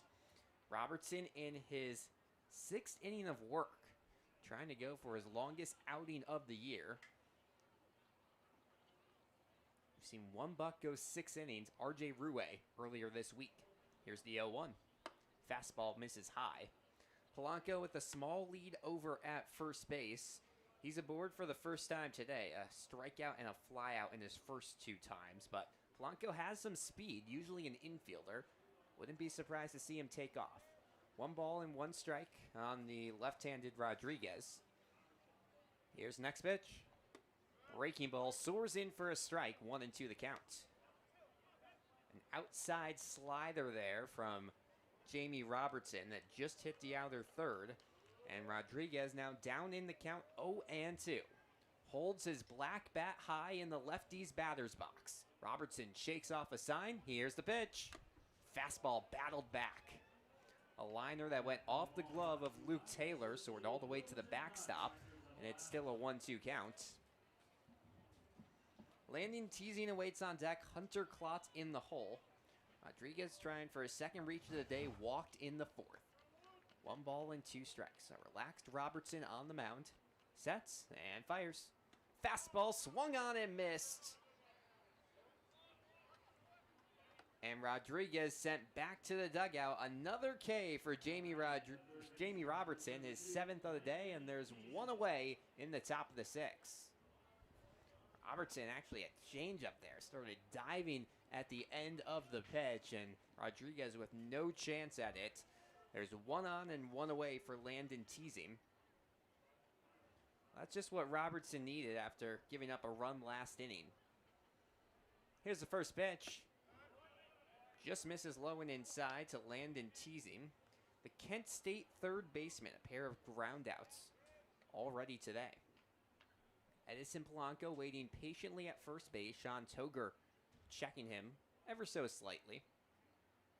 The 1-0. Battled foul. Bounces all the way over to the Bucs dugout, where Eli Buxton on ball duty today will walk over and scoop it up. Spoke with Eli Buxton ahead of tonight's game. You'll hear from him in just a couple of innings for our mid-game player interview. Very impressive Arizona State gunslinger, who will likely be seen later this weekend. 1 ball, 1 strike. Here's the pitch. Fastball soared foul to the right side. Nice battle from Landon teasing, but he goes down in the count, 1-2. Well, we saw the Bucs come back 6-0 against the Pilots earlier in the week. Now the Bucs are up by 6 runs, and it was about this time when Anchorage started to spark a comeback and see if the Pilots can do it. 1 ball, 2 strikes. Here's the pitch. Breaking low, and it's a 2-2 count.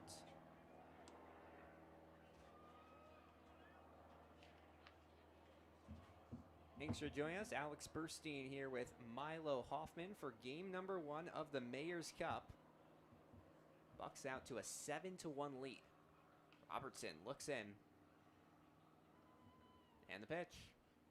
Fastball turned on and skies out of play. A line drive foul ball by Landon teasing. Took that from the inside part of the plate and sent it soaring. He has some power in his bat, just has not been able to wake it up in the second half of this season. Hitting just 159 on the year, already 0 for 2 today. Trying to recover right here. 2 balls, 2 strikes, runner at first base. Robertson waits. And the pitch. Fastball grounded foul to the left side. Rich Price, the only third base coach in the league that does not make a play at the balls that direction. Runs away from it. I don't know if he runs away from it, but he's content letting someone else get the ball. A veteran of the game, former 20-year head coach of the Kansas Jayhawks. He's caught enough foul balls in his time. He's ready to just let everyone else do the work now.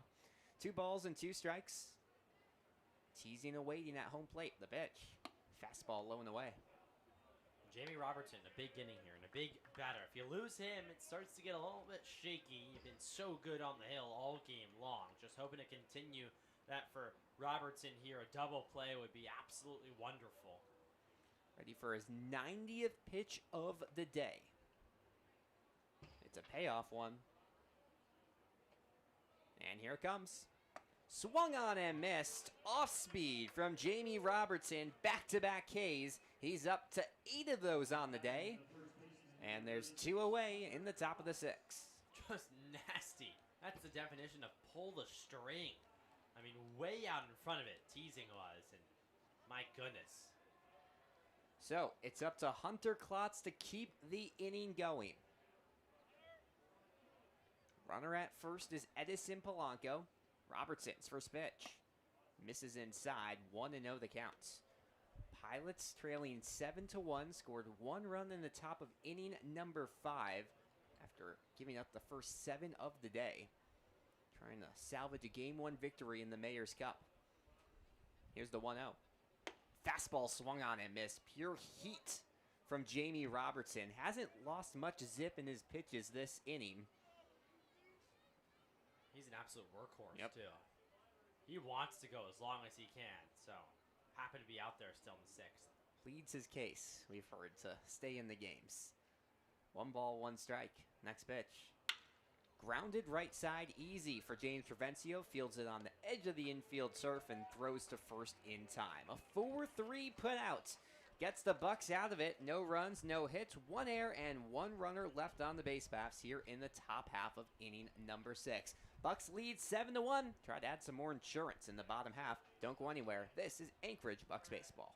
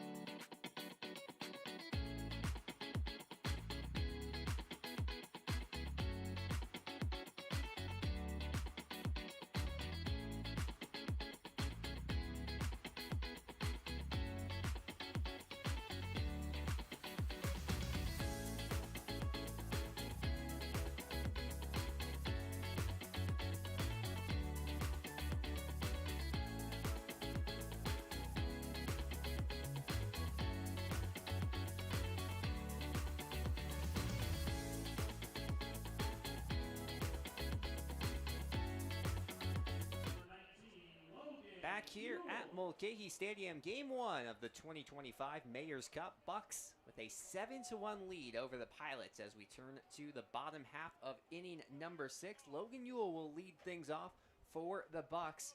Hope to scrape a few more runs across the plate. Chase Sorley in for the Pilots. First pitch misses outside, 1-0 the count. The day over for A.J. Frausto, who works a quality 1 2/3 innings of relief, and he gives way to the right-hander Sorley, making his 7th appearance. Here's the 1-0. Pitch misses outside, 2-0 the count on Ewell. Sorley with an 0-1 record in 12 1/3 innings pitched, has picked up a pair of saves, but the ERA lofty 6.57 for the right-hander. Here's the 2-0. Breaking ball finds the zone. Ewell already has reached twice today. A walk in inning number 2, a single came around the score in the 4th. The 2-1 offering. Twirls in and swung on for a strike. Ewell behind the breaking ball, and it's a 2-2 count.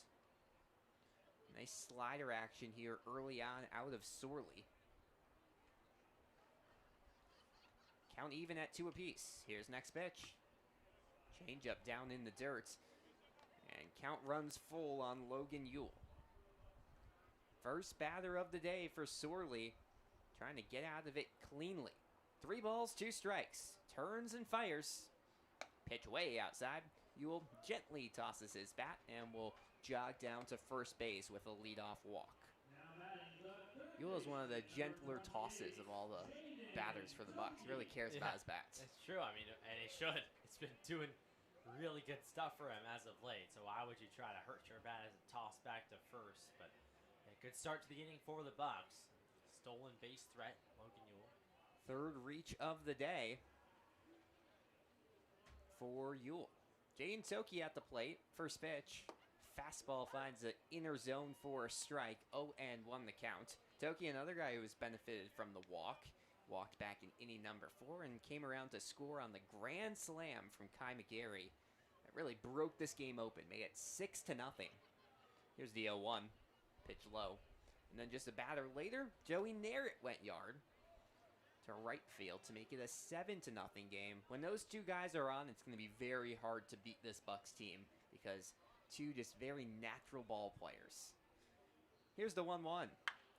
Laced foul to the left side. Ricochets off the top of the clubhouse for the Bucs, and a lucky fan will get it. Nice crowd on hand here at Mulcahy Stadium for some Friday evening baseball. 8:02 p.m. local time. Still warm outside, 65 degrees, but mostly cloudy now in Anchorage, Alaska. 1 ball, 2 strikes. Runner off of first. Here's the pitch. Fastball low and inside. Toki's eye has really developed over this season. Yeah, very much. And he just looks more patient at the plate. Used to swing at pitches way outside in the zone. He still does occasionally, as do most pitch players. But he's been way more comfortable, a lot more composed. 2 balls, 2 strikes. The pitch. Breaking ball called strike 3. And just like that, Jay and Toki a little bit too patient. He heads back to the dugout with a backwards K. Yeah, that was a nasty slider.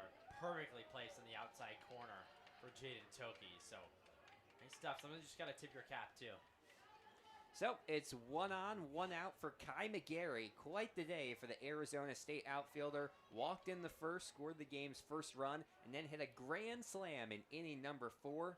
His 2nd home run of the season. First pitch, bounces in the dirt. Sorley tried another slider, but could not get it all the way to home plate. Sorley just wrapped up his freshman campaign at Sacramento State out in California.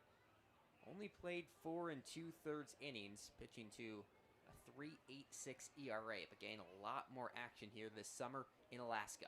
He peeks over his left shoulder and fires home. Pitch low. 2-0 the count to McGarry. Talk about a big grand slam for McGarry. He's a guy who really, really cares about his swing. You see him in the batting cages probably more than any other player. Loves the game, and now it's paying off. The 2-0. Inside. You know, sometimes you wonder, just taking those swings over and over again, how much it really matters, and it's hard as a player when you don't see the success on the field. But then you lay out one, and you send it to the football field over left field, and it's like, okay, that all paid off. 3 balls, no strikes. The pitch. Fastball left low, and that's a 4-pitch walk to Kai McGarry. His 2nd of the day. He's aboard for the 3rd time, and the Bucs have runners at first and second as Adam Bergholt will trot out to the mound and have a word with Chase Sorley, trying to settle down the right-hander. As another dangerous hitter, Joey Narrett comes to the plate. Yeah, it does not get any easier. Joey Narrett also hit a homer his last time up deep to right field. That one was an absolute tank job. But, yeah, no. Need to settle down for Chase Sorley if his team wants any chance at getting back to this one. If they put up another crooked number, the Bucs in this inning, it could be wraps. Control issues early on for the right-hander. 2 walks versus 1 strikeout in his first 3 batters faced. Joey Narrett at the plate, the left-handed center fielder. Stands tall, waiting the pitch from Sorley. Here it comes. Fastball misses outside, 1-0 the count. McGarry at second base, Logan Ewell at first, a pair of steal threats here. Joe Silva, the third base coach and head manager for this Bucs squad, looks and will decide if he wants McGarry to, or Ewell to take a bag. 1 ball, no strikes. Here's the next pitch. Misses low and outside. 2 balls and no strikes on Joey Narrett. Had a 3-hit day yesterday, a season high. He could match that season high with a base knock here. Already a single and a home run tonight. Back-to-back 3-hit day. Wow. That would be pretty good. His average has been shooting up. Sorley looks towards second and fires. 2-0 pitch taken for a strike on the outside. For most of the year, it seemed he was stuck in that 180, 190 mark.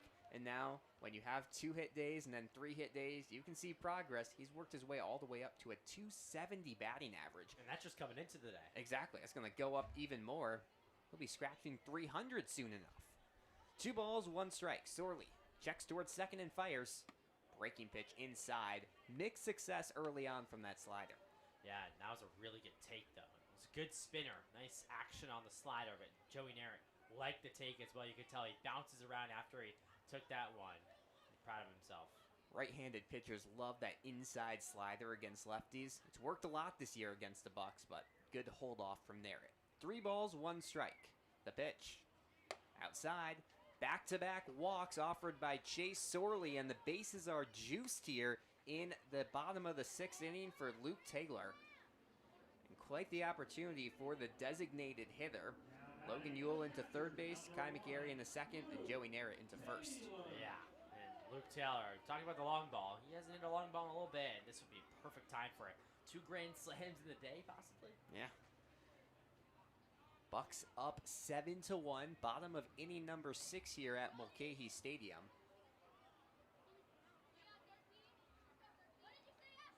Sorley ready as and the first pitch. Fastball lined left side and drops in front of B.J. Rodriguez. 1 run around to score. They'll hold up Kai McGarry, and that's an RBI knock from Luke Taylor. Bucs lead 8-1 in the bottom of inning number 6. That high velocity off the bat of Taylor this time doesn't get very far, but enough to get a run in. Nice piece of hitting. Yeah, and a really nice club job from Luke Taylor. You could hear it. It just clubbed towards left field. So nice stuff from Luke Taylor. Not a homer, but of course he'll take that any day of the week. Landon Underhill now at the plate. First pitch. Outside. Rough start today for Chase Sorley. 3 walks and now a single to go against just 1 strikeout. That was Jaden Toki, who was rung up 4 batters ago. Infield playing in on the corners. The 1-0. Pitch low. I don't think Landon Underhill is bunting in this situation. No, not at all. I mean, especially with less than 2 outs. You're going to try to get the run home via sac fly or RBI ground out the middle of the infield is playing out for double play depth. And there's that first, second, and third. 2 balls, no strikes. The pitch. Fastball popped up deep left field. Rodriguez runs over towards the line and grabs it on the warning track. McGarry tags third and is in safely on the sacrifice fly from Landon Underhill. Bucs lead 9-1 in the bottom of inning number 6, and still just 2 outs. And that's the second sac fly for the Bucs today. Taylor started off sac fly back in the first. Sac flies are what separate the good and great teams, because if you take advantage of having the bases loaded with less than 2 outs, you drive one out into the outfield, you get the run home, and it's an out. So it's the best possible situation. Of course, Underhill maybe wants something else there, but nice job. lead up to 8 runs for the Bucs. 9-1 in bottom of inning number 6. Sean Toger at the plate, loosely holds his black bat over his left shoulder, and now readies for the first offering from Sorley. Here it comes. Fastball just a tad low, 1-0 the count. Well, even in the blowout, Ethan McCraney has kept his tight zone. Which is good to see for ball players. Everyone getting their equal chance here. 3-man umpire crew for this Friday night action. Sorley peers in for the sign, down 1-0 in the count. Infield played back now, the pitch. Fastball clips the outside corner. 1-1 the count. Runners at first and second base. Joey Narrett's at base number 2. Luke Taylor at first. Bucs want back-to-back Mayor's Cups wins. The last time they did that in 2017 and 2018 when they won the series. 1 ball, 1 strike, the pitch. Breaking ball swung on and missed. Toger a tad behind that one. And he falls behind in the count 1-2. Looked like he was out in front of that one. The breaking ball just pulled the string. He wanted to go deep there. He's seen all of his friends hit home runs. He wants to get in on the party. Toger with 1 bomb so far this season. 1-2 on the first baseman. Here's the pitch. Breaking ball fouled back. Toger got just the tail end of his bat to make contact on that one. Sent it flying backwards. And it's a 1-2 count. Joey Narrett kneels down over at second base. And now he stands up. A lead off a second for the center fielder, Luke Taylor. It's a big lead off of first. Here's the 1-2. Fastball popped high in the air, back behind home plate. Third baseman teasing, slides, and can't make the grab. Made up good room, was way in front of the Bucs dugout where the ball landed. But teasing just can't get it. Toger's bat flew from his hands. I couldn't tell if it was the bat broke or if the full bat flew. It doesn't look like it broke. Yeah, looks like he has lost It's a full control. piece, yeah. So, still a 1-2 count. There's been a little bit of rain in the area. A couple drops, maybe loosening the grip a little bit on his batting gloves. 1-2 the count. Here's the pitch. Check swing, gets away from Bergholt. And third base umpire Brandon Schmidt says Toger did not go around. Evens out the count at 2 apiece. Cooper Siselski awaits on deck. He has a home run today. 3 home runs for the Bucs to move their season total to 16. Not too bad for the kids from Anchorage. 2 balls, 2 strikes, 2 away. Here's the pitch. Fastball grounded past Marks at short. Around third base, Joey Narrett, he's in safely to score. An RBI grounder by Sean Toger just scorched past the glove of Dylan Marks, and the Bucs lead 10-1 in the bottom of inning number 6. Yeah, it looked like Dylan Marks actually veered to his left on the first notice, and then he realized it was towards his other side, so he lay down on the dirt and couldn't make the play, just off of his glove and slowly trickled into left field. Marks has been good on his reads all year long, but that time just a hair behind it. And the Bucs up 9 now in the bottom of inning number 6. Cooper Siselski comes to the plate, right-handed hitter in the DH role tonight. First pitch from Sorley. Breaking ball lands right in the middle of the zone for a strike. 0-1 the count. Well, Bucs now with a chance to get to that 10-run lead. They'll have to play at least 7 to get the run rule. But they're knocking on the door of another blowout victory here at Mulcahy Stadium. Much needed. Here's the 0-1. Fastball rung up for a strike. Bucs ahead in the season series 4-2. Can clinch at least a share of the season series tonight, which is always important when it comes to tiebreakers here in the Alaska Baseball League. And if you win at least 2 this weekend, you will clinch the season series. The 0-2. Breaking pitch slams into the arm of Cooper Siselski. A late moving slider, and Siselski takes first base. The bases are loaded in the bottom of the 6 for James Travencia. Yeah, that one just warned from Siselski. He knew it was going to happen. He sort of just buckled up and ward off of his left shoulder, but that's all meat over there. You don't have to worry about getting too hurt, especially Sosowski, a big guy. But now Provencio, yeah, you said that run rule. They're creeping up on it now. Luke Taylor claps his hands over at third base. He badly wants to be the game's 11th run. He takes a small lead off of third base. All the runners off. First pitch. Fastball hits the bottom part of the zone. 0-1 the count. It's Cooper Sosowski at first base, Sean Toger at second, and the aforementioned Taylor at third. Logan Ewell awaits on deck. He started off the inning with a walk. Here's the 0-1. It just misses outside. Sorley working a long first inning of relief here. Third pitcher used today for the Pilots, who have seen a few departures in the last couple weeks, has really run their bullpen dry. It's made a couple guys have longer appearances than would be usual. Usually Sorley would not be in for a ninth batter of the inning. The 1-1, fouled back. Big swing from James Provencio. It ricocheted off the left side of the press box and took a rainbow all the way over to the right side. That's how hardly it was hit off the bat of Provencio. And James is wearing no batting gloves now, too, for the second at-bat in a row. Interesting look now, maybe trying to change things up. It's interesting because he hit a single with batting gloves in the second. Maybe they ripped. Yeah, it's always possible. 1 ball, 2 strikes, 2 away, bases loaded. Bucs lead 10-1. The pitch. Fastball fouled back. Similar direction, just behind home plate, into the netting. And this is what Provencio does. He just battles off pitches left and right. If you're a pitcher, you absolutely hate it because you just cannot get anything past him. Sometimes it'll end in a ground out or a fly out, but almost always he's putting it in play. A rare strikeout in the fourth for Provencio. 1 ball, 2 strikes. The pitch. Breaking ball left outside.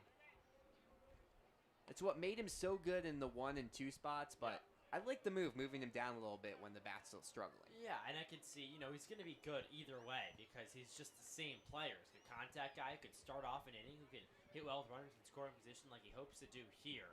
So, just an all-around balanced hitter. The 2-2. Fouled off to the left side. Provencio's making great hard contact. The 2 liners were scorched, and that one was soared out of play to the left side. So if he can time up one of these pitches from Sorley, it could go a long way. Yeah, it's been the outside fastball, too, that Provencio's just battling off, and he can go the other way, take the outside pitch and line it into left field. He's trying to do that. He's just been a tick late on these fastballs. Bases juiced, 2 balls, 2 strikes, 2 away. Bottom of inning number 6. Bucs leading 10-1 over the Pilots, game 1 of the Mayor's Cup. The offering.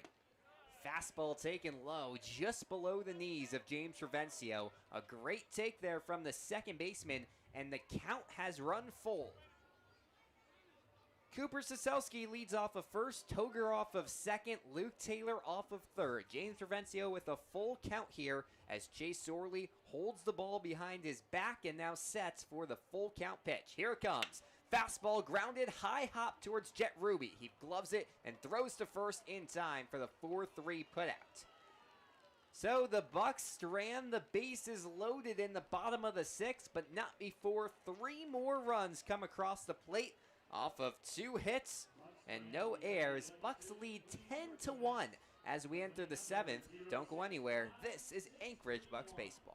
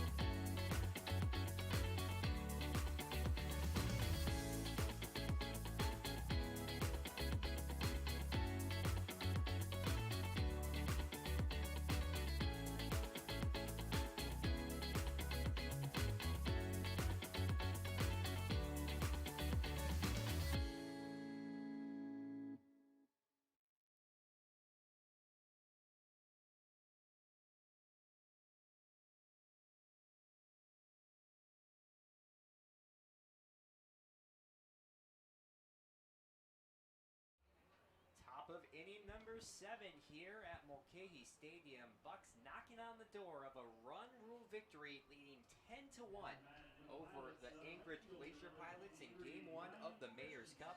A best-of-3 series to close things out here. Or not close things out, but nearly close things out in the regular season.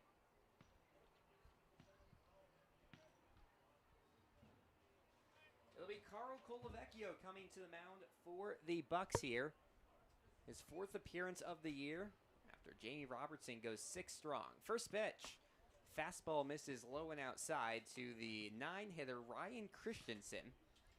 0 for 1 day for Christensen. Struck out in the 3rd. A walk in inning number 5 came all the way around the score. 1-0 offering. Slammed on the ground right side. Just foul. Lightning fast reaction there from Sean Toger. Not sure it would have been in time. That one was scorched by Christensen. He's made good contact foul. The problem has just been getting it in play this season. Yeah, just 1 hit on the season so far. 1-1 pitch. Breaking ball swung on and missed. Christensen ahead of that one, and he's down in the count 1-2. The Sacramento State outfielder with just 1 hit so far this season, trying for number 2. The 1-2. Fastball left outside. Colavecchio with a 3.38 ERA, but just 2 2/3 innings pitched for the Anchorage native. Hasn't been used much in the regular season, but gets a chance here. Team leading 10-1. 2 balls, 2 strikes. Late kick on the pitch. Breaking ball hit high in the air towards right center field. Ewell chases it to the warning track and watches it fly. Second home hit of the year for Ryan Christensen is a home run, and it's a 10-2 lead now for the Bucs in the top of inning number 7. Well, we talked about the hard foul contact for Christensen. That time, it's fair. Yep. First 2 hits, first homer, first RBI, first a whole bunch of things for Ryan Christensen on that big long ball to right center field. And wow, he has power. He does. You could tell in his strikeouts, he takes big swings, and if he timed them up, you knew it was going in decent ways, but that one just nice hit ball. Well, now it's an 8-run lead for the Bucs as Dylan Marks comes to the plate, the shortstop. First pitch from Colavecchio, misses high. Colavecchio, one of just 3 southpaw relievers for the Bucs this season. RJ Rue, a starter, but not a lot of lefties in the bullpen. You have a ton of lefty hitters for the Bucs. Here's the 1-0. Bounce towards third base. Toki gloves it, throws to first in time. A nice routine throw for Jaden Toki. And there's 1 away here. Nice and easy for Toki. Fielded that one on a medium hop just below his belt. And good to see him be able to get it cleanly over the first base. He looks confident every time, I will say. So credit to him, despite the few errors. Jet Roby at the plate. First pitch to the second baseman. Breaking ball in there for a strike. Bucs ahead 10-2 in the top of inning number 7 here at Mulcahy Stadium. Colavecchio looks in. Late kick and the pitch. Popped foul. Has that very drastic right leg kick ahead of every single pitch. Really exerts his energy. Yeah, and you know, I was talking to him before the game yesterday. He said that he, doesn't aim his game after anyone, wants to make his own stuff. Pitch misses low and inside, 1-2 the count. That's nice to see. Whenever you ask any player, they're going to say they admire their game off of an all-star or something, but some players just like to be unique. John Witt, too. Here's the 1-2. Breaking ball swung on and missed in the dirt. Taylor gathers and throws to first. Ball was left in the dirt, but it doesn't matter. That's the first K of the night for Carlo Colavecchio. There's 2 away in the top of the 7th. Nice job by Taylor to pick that one out of the dirt and throw to first in time. Good to see Colavecchio get his swagger in. Yeah, and everything was slow there. His delivery, the pitch, the swing.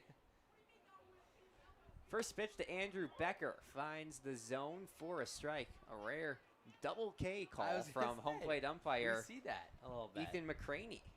Usually it's just a one finger point. He did it with his right and his left fingers. Here's the 0-1. Bounce towards first. Will it stay fair? It does. Ooh. Late call from home plate umpire Ethan McCraney. And I think they might have say it hit just foul or it might have hit his foot. So either way, McCraney calls it foul late. Kenny Aikens over at first base thought it was fair, but home plate umpire gets the call there, and it's an 0-2 count. Here's the pitch. Fastball grounded up the middle, and it's through for a base hit. A bouncing ball gets Becker aboard here in the 7th.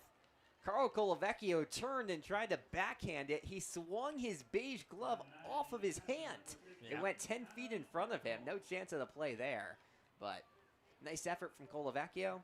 And Becker aboard with his second hit today. You might as well try that, right? Yeah. Why not? It's not going to hurt you. No.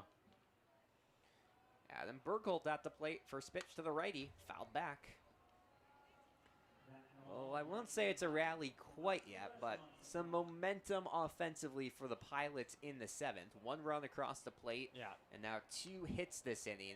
Just 6 on the day for the visitors. Lead off of first base by Becker. The pitch. Bounces away from Taylor, but Becker holds at first. I know this is a horrible mindset, but I know the Pilots are so low on pitchers, and they're probably going to lose this game. They're down 10-2. Would you want to get run ruled and save a couple of pitchers? Because listen, you save a few guys. You're playing 3 in a row against the Bucs this weekend. Here's the 1-1. Laced towards left field, traveling, and just goes foul. Almost a 4-bagger from Adam Burkholt, who just absolutely pulled the fastball. Wow. That had a, if that went out, maybe you don't want to get run ruled. It's back to a 6-run game. Colavecchio looks towards first base, the 1-2. Breaking ball misses outside. Similar to last night, it was an 11-3 Chinooks lead over the Pilots. They scored 5 runs in the bottom of the 8th inning to make it a game. They just seemed to wake up in the last 3 innings. That's too little too late. The 2-2. Breaking ball hit up the middle. Diving, missing it is James Provencio. And that's a single into the outfield for Adam Burkholt. There's 2 runners on with 2 outs. It's a soft line drive. Provencio almost got it. Just a foot away from his glove. And now 3 hits this inning for the Pilots, who are stringing some stuff along here in the top of inning number 7.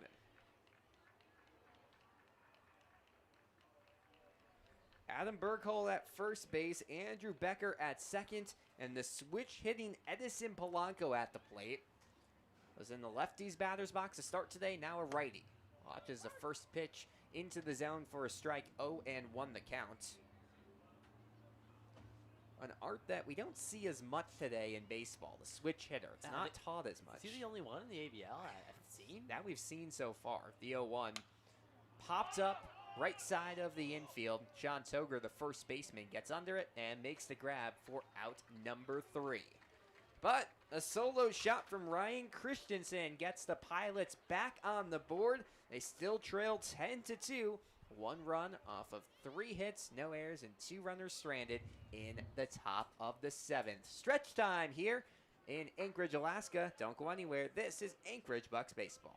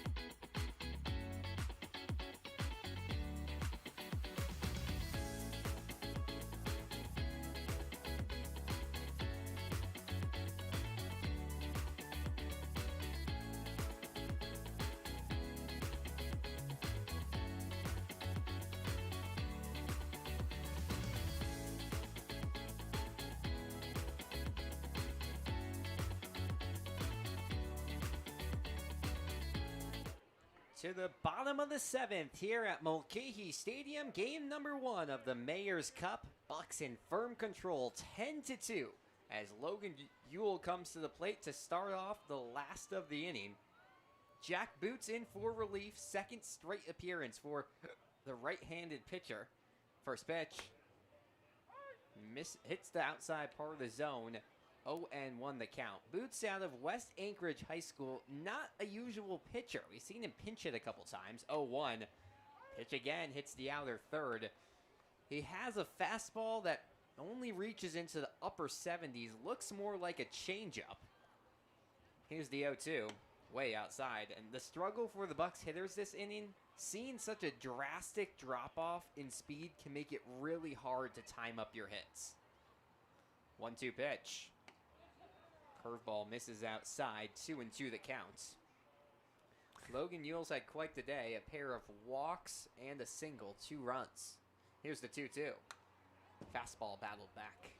It's like not quite like you're facing a position player on the mound, Well, it but almost is because right. he's not a pitcher. No, but he has stuff. Yeah. Like you could tell his command has not been bad. Boots will be going to the Colorado School of Mines this fall, trying to walk on to the Division II squad. 2 balls, 2 strikes. The pitch popped back by Ewell. Bucs ahead 10-2 here in the bottom of the 7th, game number 1 of the Mayor's Cup. Bucs swept the 3-game series last year, 3-0. Next pitch, ripped down the first base line off the glove of first baseman Klotz, and Ewell's aboard on the infield hits. Sharply ripped that one in the infield. A nice stop by Klotz, but it just ricocheted off his glove.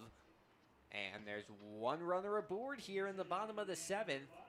And I guess you could say it's now the walk-off run coming to the plate. R.J. Rue steps into the batter's box. Bucs need 2 to get a run rule victory. Rue pinch hitting for Jaden Toki. First pitch. Bounce towards second base. Ruby gloves, flips to second. The throw to first is in time. And a 4-6-3 double play empties the bases here in the bottom of the 7th. Rue took the first pitch he saw, sent it bouncing to Ruby, and the second baseman easily turns 2. Wow, look at that. Jack Boots now 1 out away from working a clean frame. Boots made his first pitching appearance of the season last night. Gave up 1 hit in the 9th, but did not give up any runs. So this would be his second scoreless inning in as many nights. Top of the lineup now, Kai McGarry at the plate. Already a home run today for the outfielder. First pitch. He watches it go outside and low.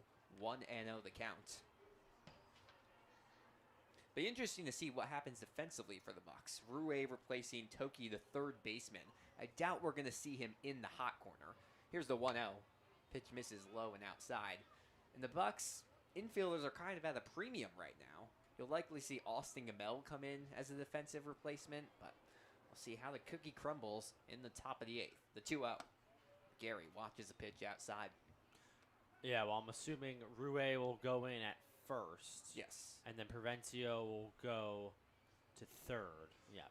3-0. Fastball down the middle of the plate. It's a 3-1 count on McGarry. Kai with 3 reaches today, a home run and a pair of walks. He's scored 3 times. The 3-1 popped up right field. Ryan Christensen rolls towards the line, reaches up his glove, and makes it as he strolls into foul territory. Jack Boots works a clean bottom of the 7th. Bucs still lead 10-2 as we play to the 8th here at Mulcahy Stadium. Don't go anywhere. This is Anchorage Bucs Baseball.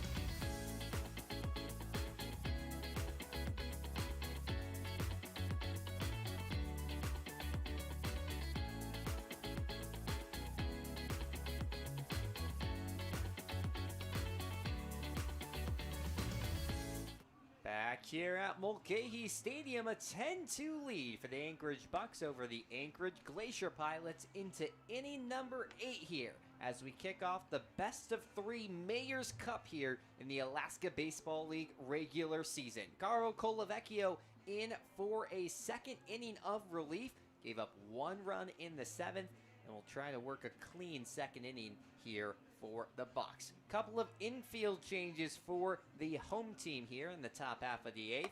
After RJ Rue pinch hit for Jaden Toki in inning number 7, both of them are out of the game.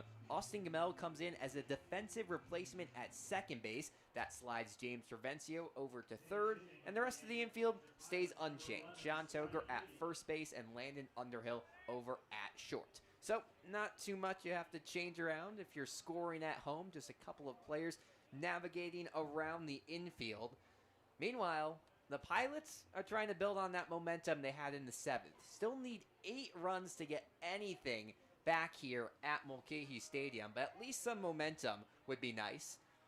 As Caro Colavecchio gets ready, first pitch, misses inside, 1-0 the count. Pinch hitter at the plate, Scotty Fagan, rocking the number 11 uniform for the Pilots. Colavecchio, late kick in the pitch. Off the inside of the bat, sword towards shallow left field, and it drops. Scotty Fagan aboard on a bloop shot to left field. Kai McGarry came in from left, Landon Underhill drifted back from short, but neither of them could get there in time. And that's just a simple piece of hitting for Scotty Fagan. And there's 1 on with no outs for Landon Teasy. Yeah, just jam shot off the inside of the bat, and the definition of no man's land. First pitch, fastball taken all the way for a strike.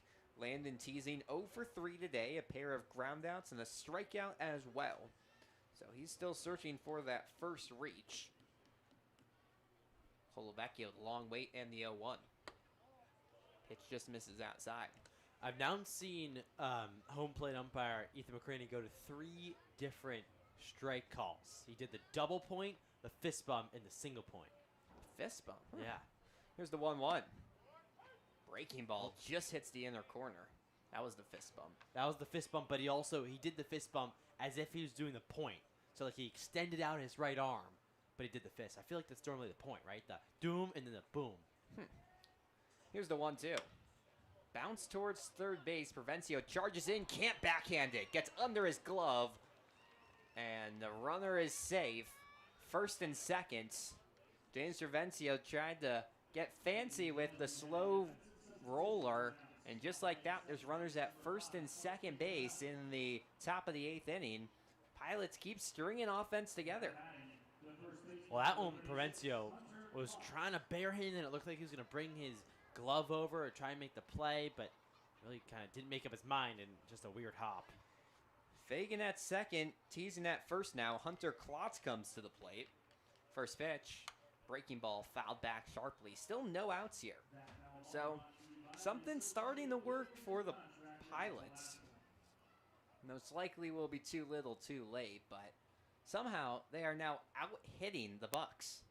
9-8. Wow. Despite being outscored 10-2. I don't know if I've ever seen that. 0-1. Fastball inside. I mean, that's what you get when you get a grand slam. You got a big inning, you know? It's just a lot of free passes for the Bucs today, but even with that, just wow. A lot of runners stranded for the Pilots here today. 1 ball, 1 strike, the pitch. Misses low. So what would be your go-to as an umpire?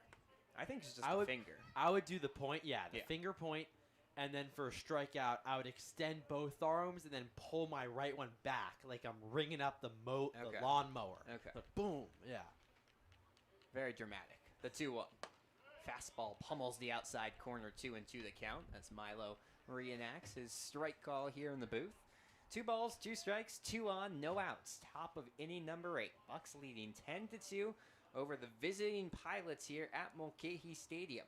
Hunter Klotz twirls his bat in the lefty's batter's box. The pitch. Breaking ball misses low. A lefty-lefty matchup here. And we'll go full. Would you make a sound? Would you do like the strike? Or the huh? I don't know. I think I'd have to do it to actually know. Yeah. 3 balls, 2 strikes. And the payoff pitch. Popped high in the air towards shallow left field. James Provencio gets under it, but it's Landon Underhill who comes over and makes a grab. Nice run by the shortstop. The ball darted down to the edge of the infield turf here. And there's one away. A nice out garnered by Carl Colavecchio. So there's 2 on with 1 away for Ryan Christensen, having his best game of the season at the plate. Hit a home run his last time up, a no-doubter to right center. First pitch, misses outside. That was the first batter of the day for Carl Colavecchio. Got off to a rough start, but since then has not given up any more runs here. 10-2 Bucs lead in the top of the 8th. Colavecchio looks towards second and fires from the stretch. Fastball pummeled down the right field line and foul. Wow, Ryan Christensen is just reading these pitches well from Colavecchio. Yeah, just brought the hands in there fast and ripped it. So here's the pop and the sound. He's really liking this lefty-lefty matchup. We mentioned the Bucs have not thrown many southpaws this year. As a result, Christensen has not seen many pitches from that side against the Bucs, and now he looks like a brand new ball player. 1 ball, 1 strike, 2 runners aboard here in inning number 8. Alex Perstein here with you alongside Milo Hoffman, game 1 of the Mayor's Cup. Colavecchio sets the glove at his chest and the pitch. Breaking ball in there for a strike, 1 and 2 the counts. Scotty Fagan has a small lead off of second base. It's Landon teasing over at first. Just 1 out. Next pitch. Breaking ball pokes softly towards third base. Provencio thinks about tagging the runner. Instead goes to first, not in time. James Provencio could not make up his mind. Thought about tagging Scotty Fagan, then bailed out on it. Went across the diamond, and on the indifference, everyone reaches safely. The bases are loaded in inning number 8. Still just a 10-2 lead for the Bucs. But the Pilots knocking on the door of making this a little more uncomfortable as the top of the order, Dylan Marks, comes to the plate and Joe Silva struts out to the mound to make a pitching change. That's the day for Carl Colavecchio. He goes 1 1/3 innings, has given up just 1 run so far, but is responsible for every runner at the base paths here as we take a quick break here at Mulcahy Stadium. Don't go anywhere. This is Anchorage Bucs Baseball.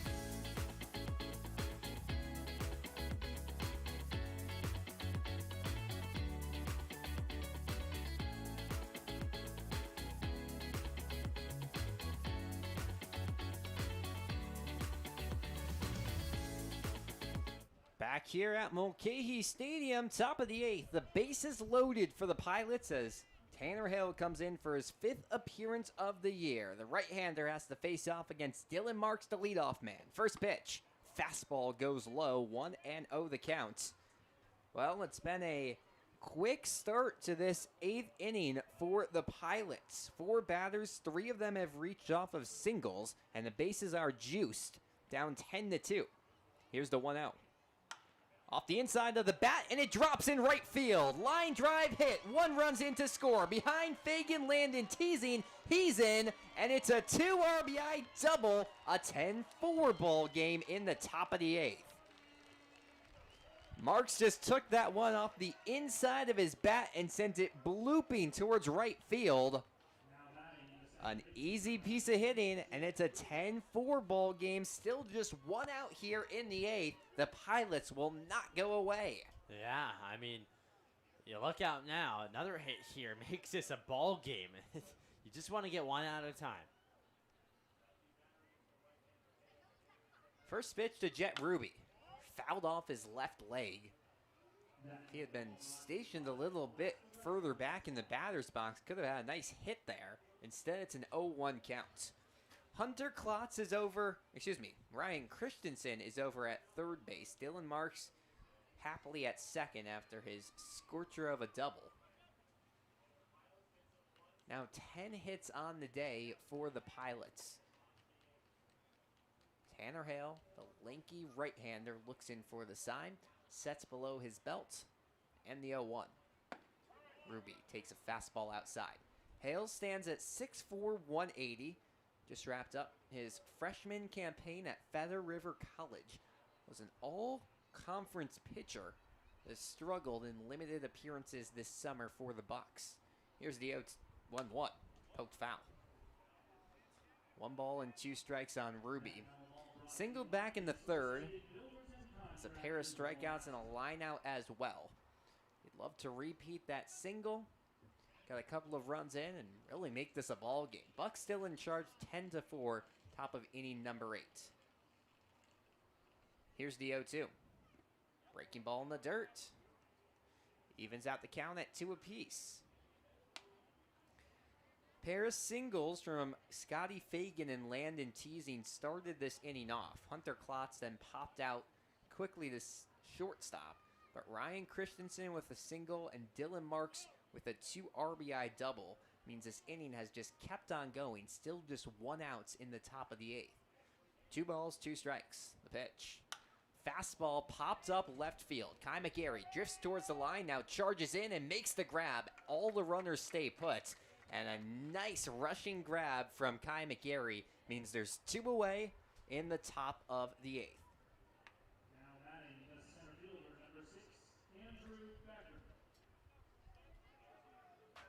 Now the league leader in RBIs comes to the plate, trying to add at least 2 more. Andrew Becker waves his turquoise bat above his left shoulder. Tanner Hale stands tall. And the first pitch just misses outside. You gotta just put all your attention right now on Andrew Becker. Really just forget about Dylan Marks over at second base because he's just gonna distract you. Marks has been dancing out there. Large lead. The 0-1. Cracked in the air towards center field. Joey Narrett drifts to his right and makes the grab for out number 3. Becker gave it a nice ride, but Joey Narrett recovers, and the damage is done in the top of the 8th. 2 runs off the bat of a double from Dylan Marks. 4 hits for the Pilots. They still trail 10-4 here as we play to the bottom of the 8th at Mulcahy Stadium. Don't go anywhere. This is Anchorage Bucs Baseball.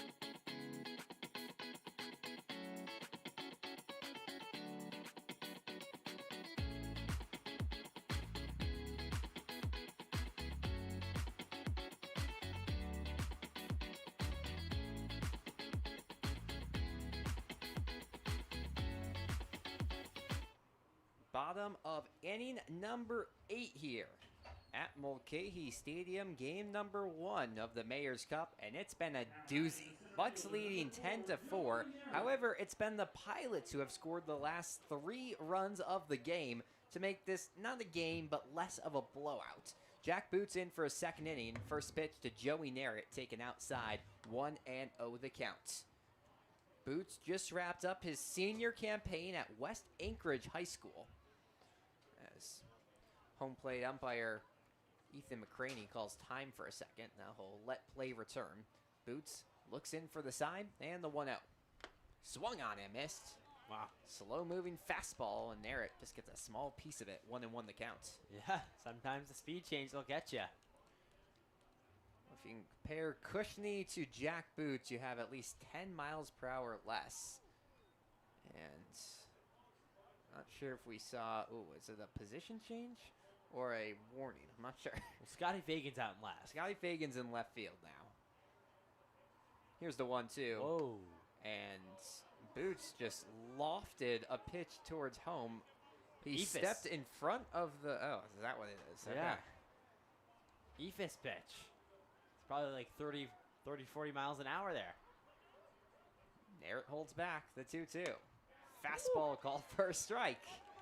Little zip on the pitch from Jack Boots, and it's a 2-2 count. Bucks players are smiling in the dugout.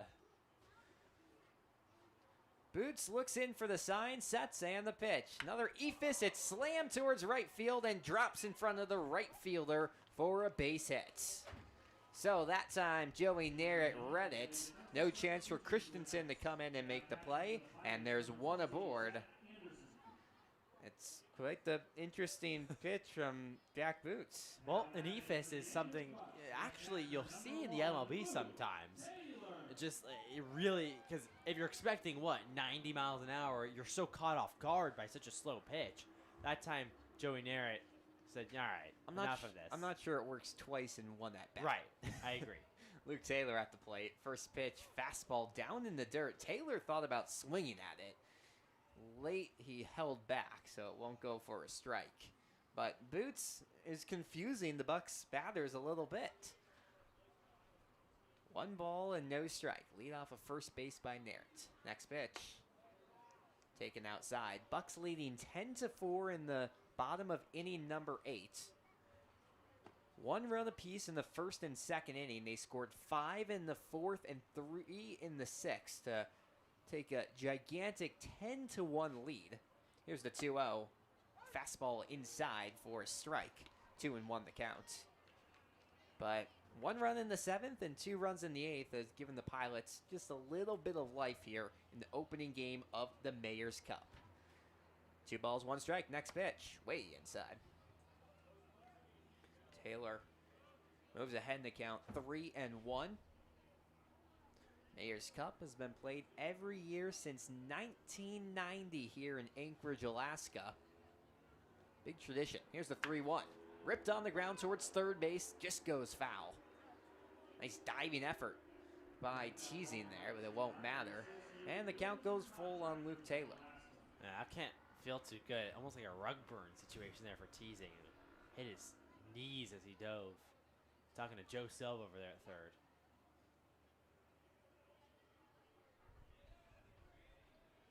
Three balls, 2 strikes. Boots throws over the first base, and Narrett retreats in time. Well, this game is going to go past the 3-hour mark. First time that's happened in quite some time for the Bucs. 3-2, launch towards left field and goes foul. Whew. Luke Taylor uncorked on the outside pitch, but soars way too far to the left, and it's still full on Taylor. 3 balls, 2 strikes. Boots looks in for the sign, and the pitch. Inside.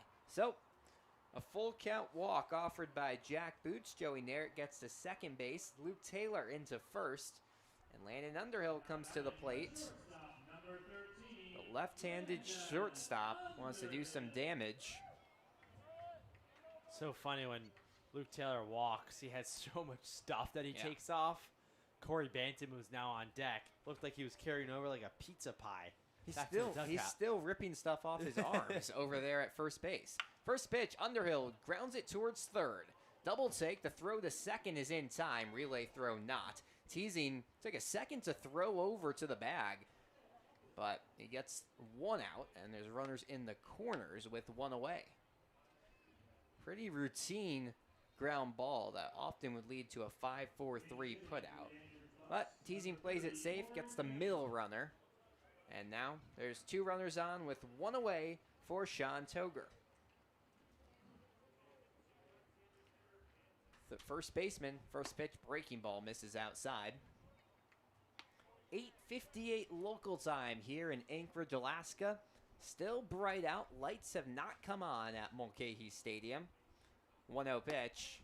Just misses outside on a heater from Boots. It's been cloudy all day long here in Anchorage. Here's the 2-0. Swung on and missed. An outside pitch. And apologies, pinch hitter here. It's Corey Bantam at the plate.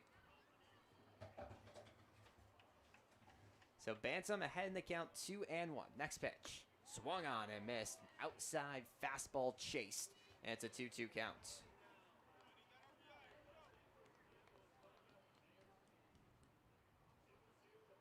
2-2 goes outside. We've run full on Corey Bantam. Bucs can load the bases with a walk. Boots would love to ring up his first batter of the outing. The pitch swung on and missed. Gets away from, a little piece of it hit by Corey Bantam. He just clipped the bottom of the baseball. For a second, looked like Boots would have his first strikeout of the night. Instead, it's once again a 3-2 count. Leads off of first and third base by Underhill and Narrett. The pitch misses low, and Corey Bantam's aboard with a walk. Joey Narrett to third base, Underhill to second. Bantam's aboard for the first time today as Cooper Siselski comes to the plate. 1 home run already today. Another one would end this ballgame. 10-4 Bucs lead in the bottom of the 8th. First pitch. Siselski unleashes one towards left field, and this one is foul. It just hits to the left of the foul pole. Siselski almost ended it on one pitch, but instead it's an 0-1 count. Ooh, he almost had that one. I thought he did for a second. Wow, that was probably like 5 or 10 feet short there. I mean, there's not that much foul territory out there, too. Shows you how close Cooper Siselski was. Instead, it's an 0-1 count. Corner infielders playing in. Here's the 0-1. Hit high in the air towards center field. Becker barely has to move. He reaches up, makes the grab. Narrett comes home from third base. And a sacrifice fly from Cooper Siselski makes it an 11-4 ball game in the bottom of the 8th. But they say someone didn't hit the bag. I'm not sure which base they tagged, but it's a double play. Oh, my. So, I believe they said Landon Underhill did not tag up from second base. They double him off, and just like that, the inning is over. So, instead, it's just a 10-4 ball game as we head to the 9th. Don't go anywhere. This is Anchorage Bucs Baseball.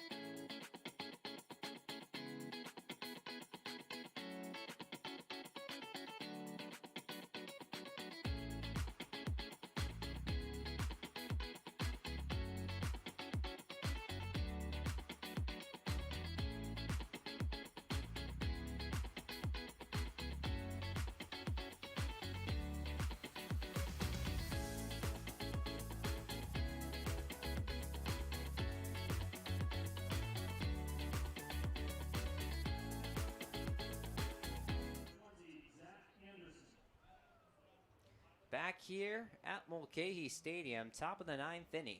Tanner Hale in for a second inning of work. Bucs up 10-4. First pitch to Zachary Anderson. The pinch hitters inside for a ball. 1-0 the count.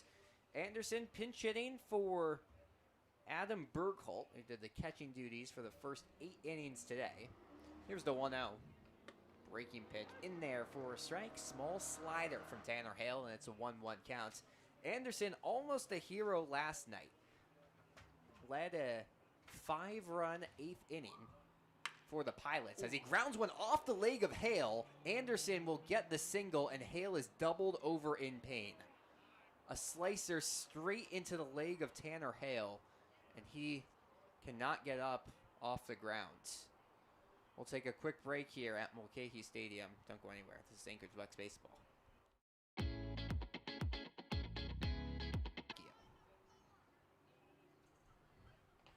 Here's the 1-0. Fouled off to the left. Bucs 10-4 in the top of the 9th.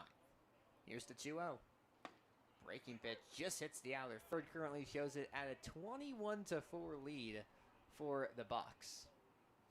Haven't scored that many today, but has been an offensive outburst for Anchorage. Hale stands tall, the 2-1. Changeup taken just low, and it's a 3-1 count. That would be a double, almost a double mercy. Yeah, that would be impressive. That's a football score there. Well, I guess not the 4. Scoregami at the Mulcahy Stadium. Tanner Hale steps off the pitching rubber. Now he returns. 3 balls and 1. Long wait, and the pitch to Polanco. Fouled back. I bet a 21-4 game has happened before. Look it up. Let's do it. That's what Goose. Now it's a full count on the left-handed Polanco.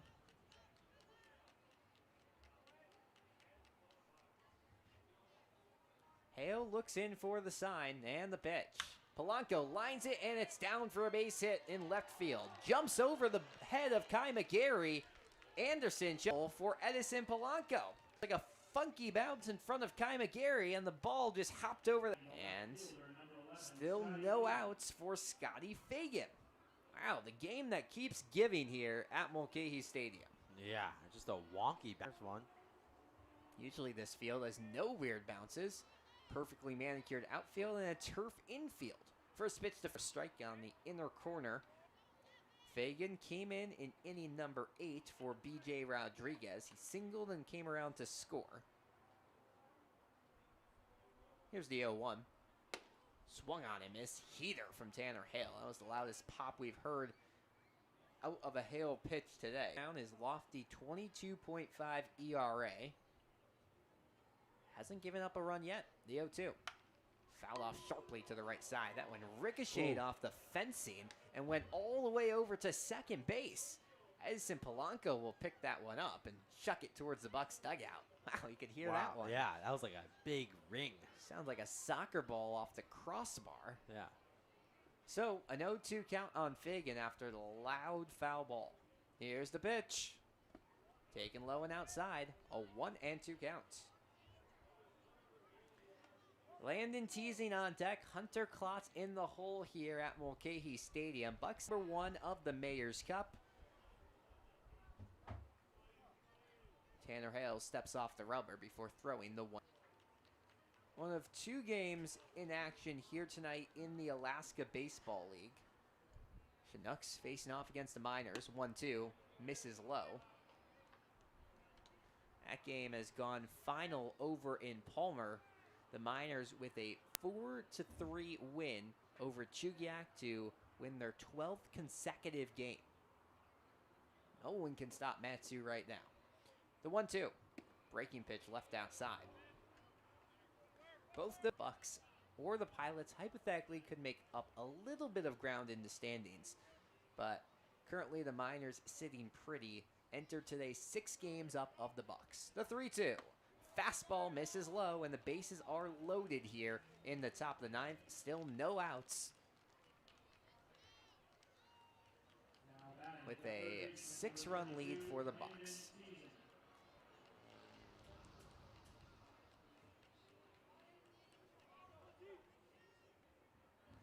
Landon Teasing, the right-handed third baseman, has played very well in the field here. Takes a strike on the outer third. The run in the 8th inning does count, according to home plate umpire Ethan McCraney, who said that on the sacrifice fly from Cooper Soselsky, the run was recorded before the second out, so the Bucs get a 6-run victory instead of a 5-run victory here at Mulcahy Stadium.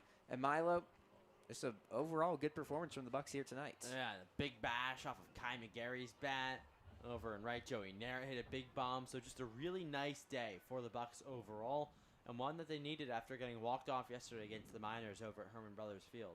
Much needed for the Bucs as they improved to 12-11 on the season. The Pilots are up to 8-15 and are now 4 games back of the playoffs. The Chinooks also 4 games back after losing earlier tonight to the Matsu Miners. Let's get you your final box score here. Bucs take 11 runs off of 10 hits, a pair of errors. The Pilots 5 runs off of 13 hits, 1 error. On the Glacier Pilots side of things, Dylan Marks, the shortstop, went 2 for 5 with a pair of RBIs. Jet Ruby 1 for 5. Andrew Becker and Adam Bergholt both went 2 for 4 tonight, and the pinch hitter Zachary Anderson went 1 for 1 with a run. Edison Polanco, a 1 for 5 night. BJ Rodriguez 0 for 2. Scotty Fagan came in, went 1 for 1 with a run. Landon Teasing 1 for 5 with a run and an RBI. Hunter Klotz went 0 for 4, and quite the day for Ryan Christensen. 2 for 3, a solo shot, 2 runs, and 1 RBI for the right fielder. On the mound tonight for the Glacier Pilots, Ben Cushney takes the loss to fall to 0-3 on the year.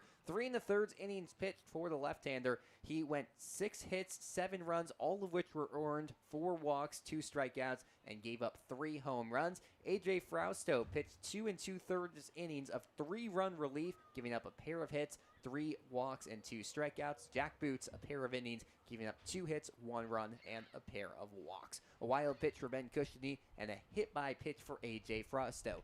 Moving on to the Bucs, who get back above 500 with the win, and it was a lot of offense here today. Kai McGarry 1 for 3, a trio of runs and 4 RBIs off of a grand slam, one of his best hit balls of the season, ended up on the opposing football field in left field. Joey Narrett went 3 for 4, 3 runs, a solo shot for him. That gave him an RBI. Luke Taylor, a 1 for 4 night with 2 RBIs. Landon Underhill, 0 for 5, but still got an RBI. Sean Toger, 1 RBI, 1 for 4 on the night. Cooper Soselsky, 1 for 3 with 2 runs and 2 RBIs and a home run as well. James Cervencio at second base and third base tonight had 1 hit in 4 at-bats. Logan Yule, perfect 2 for 2 night with a pair of runs. And Jaden Toki went 0 for 2 with 1 run here tonight. On the mound for the Bucs, Jamie Robertson gets the win, going 3-1 on the year after 6 innings of scoreless baseball. Gave up 1 run, but it was not earned.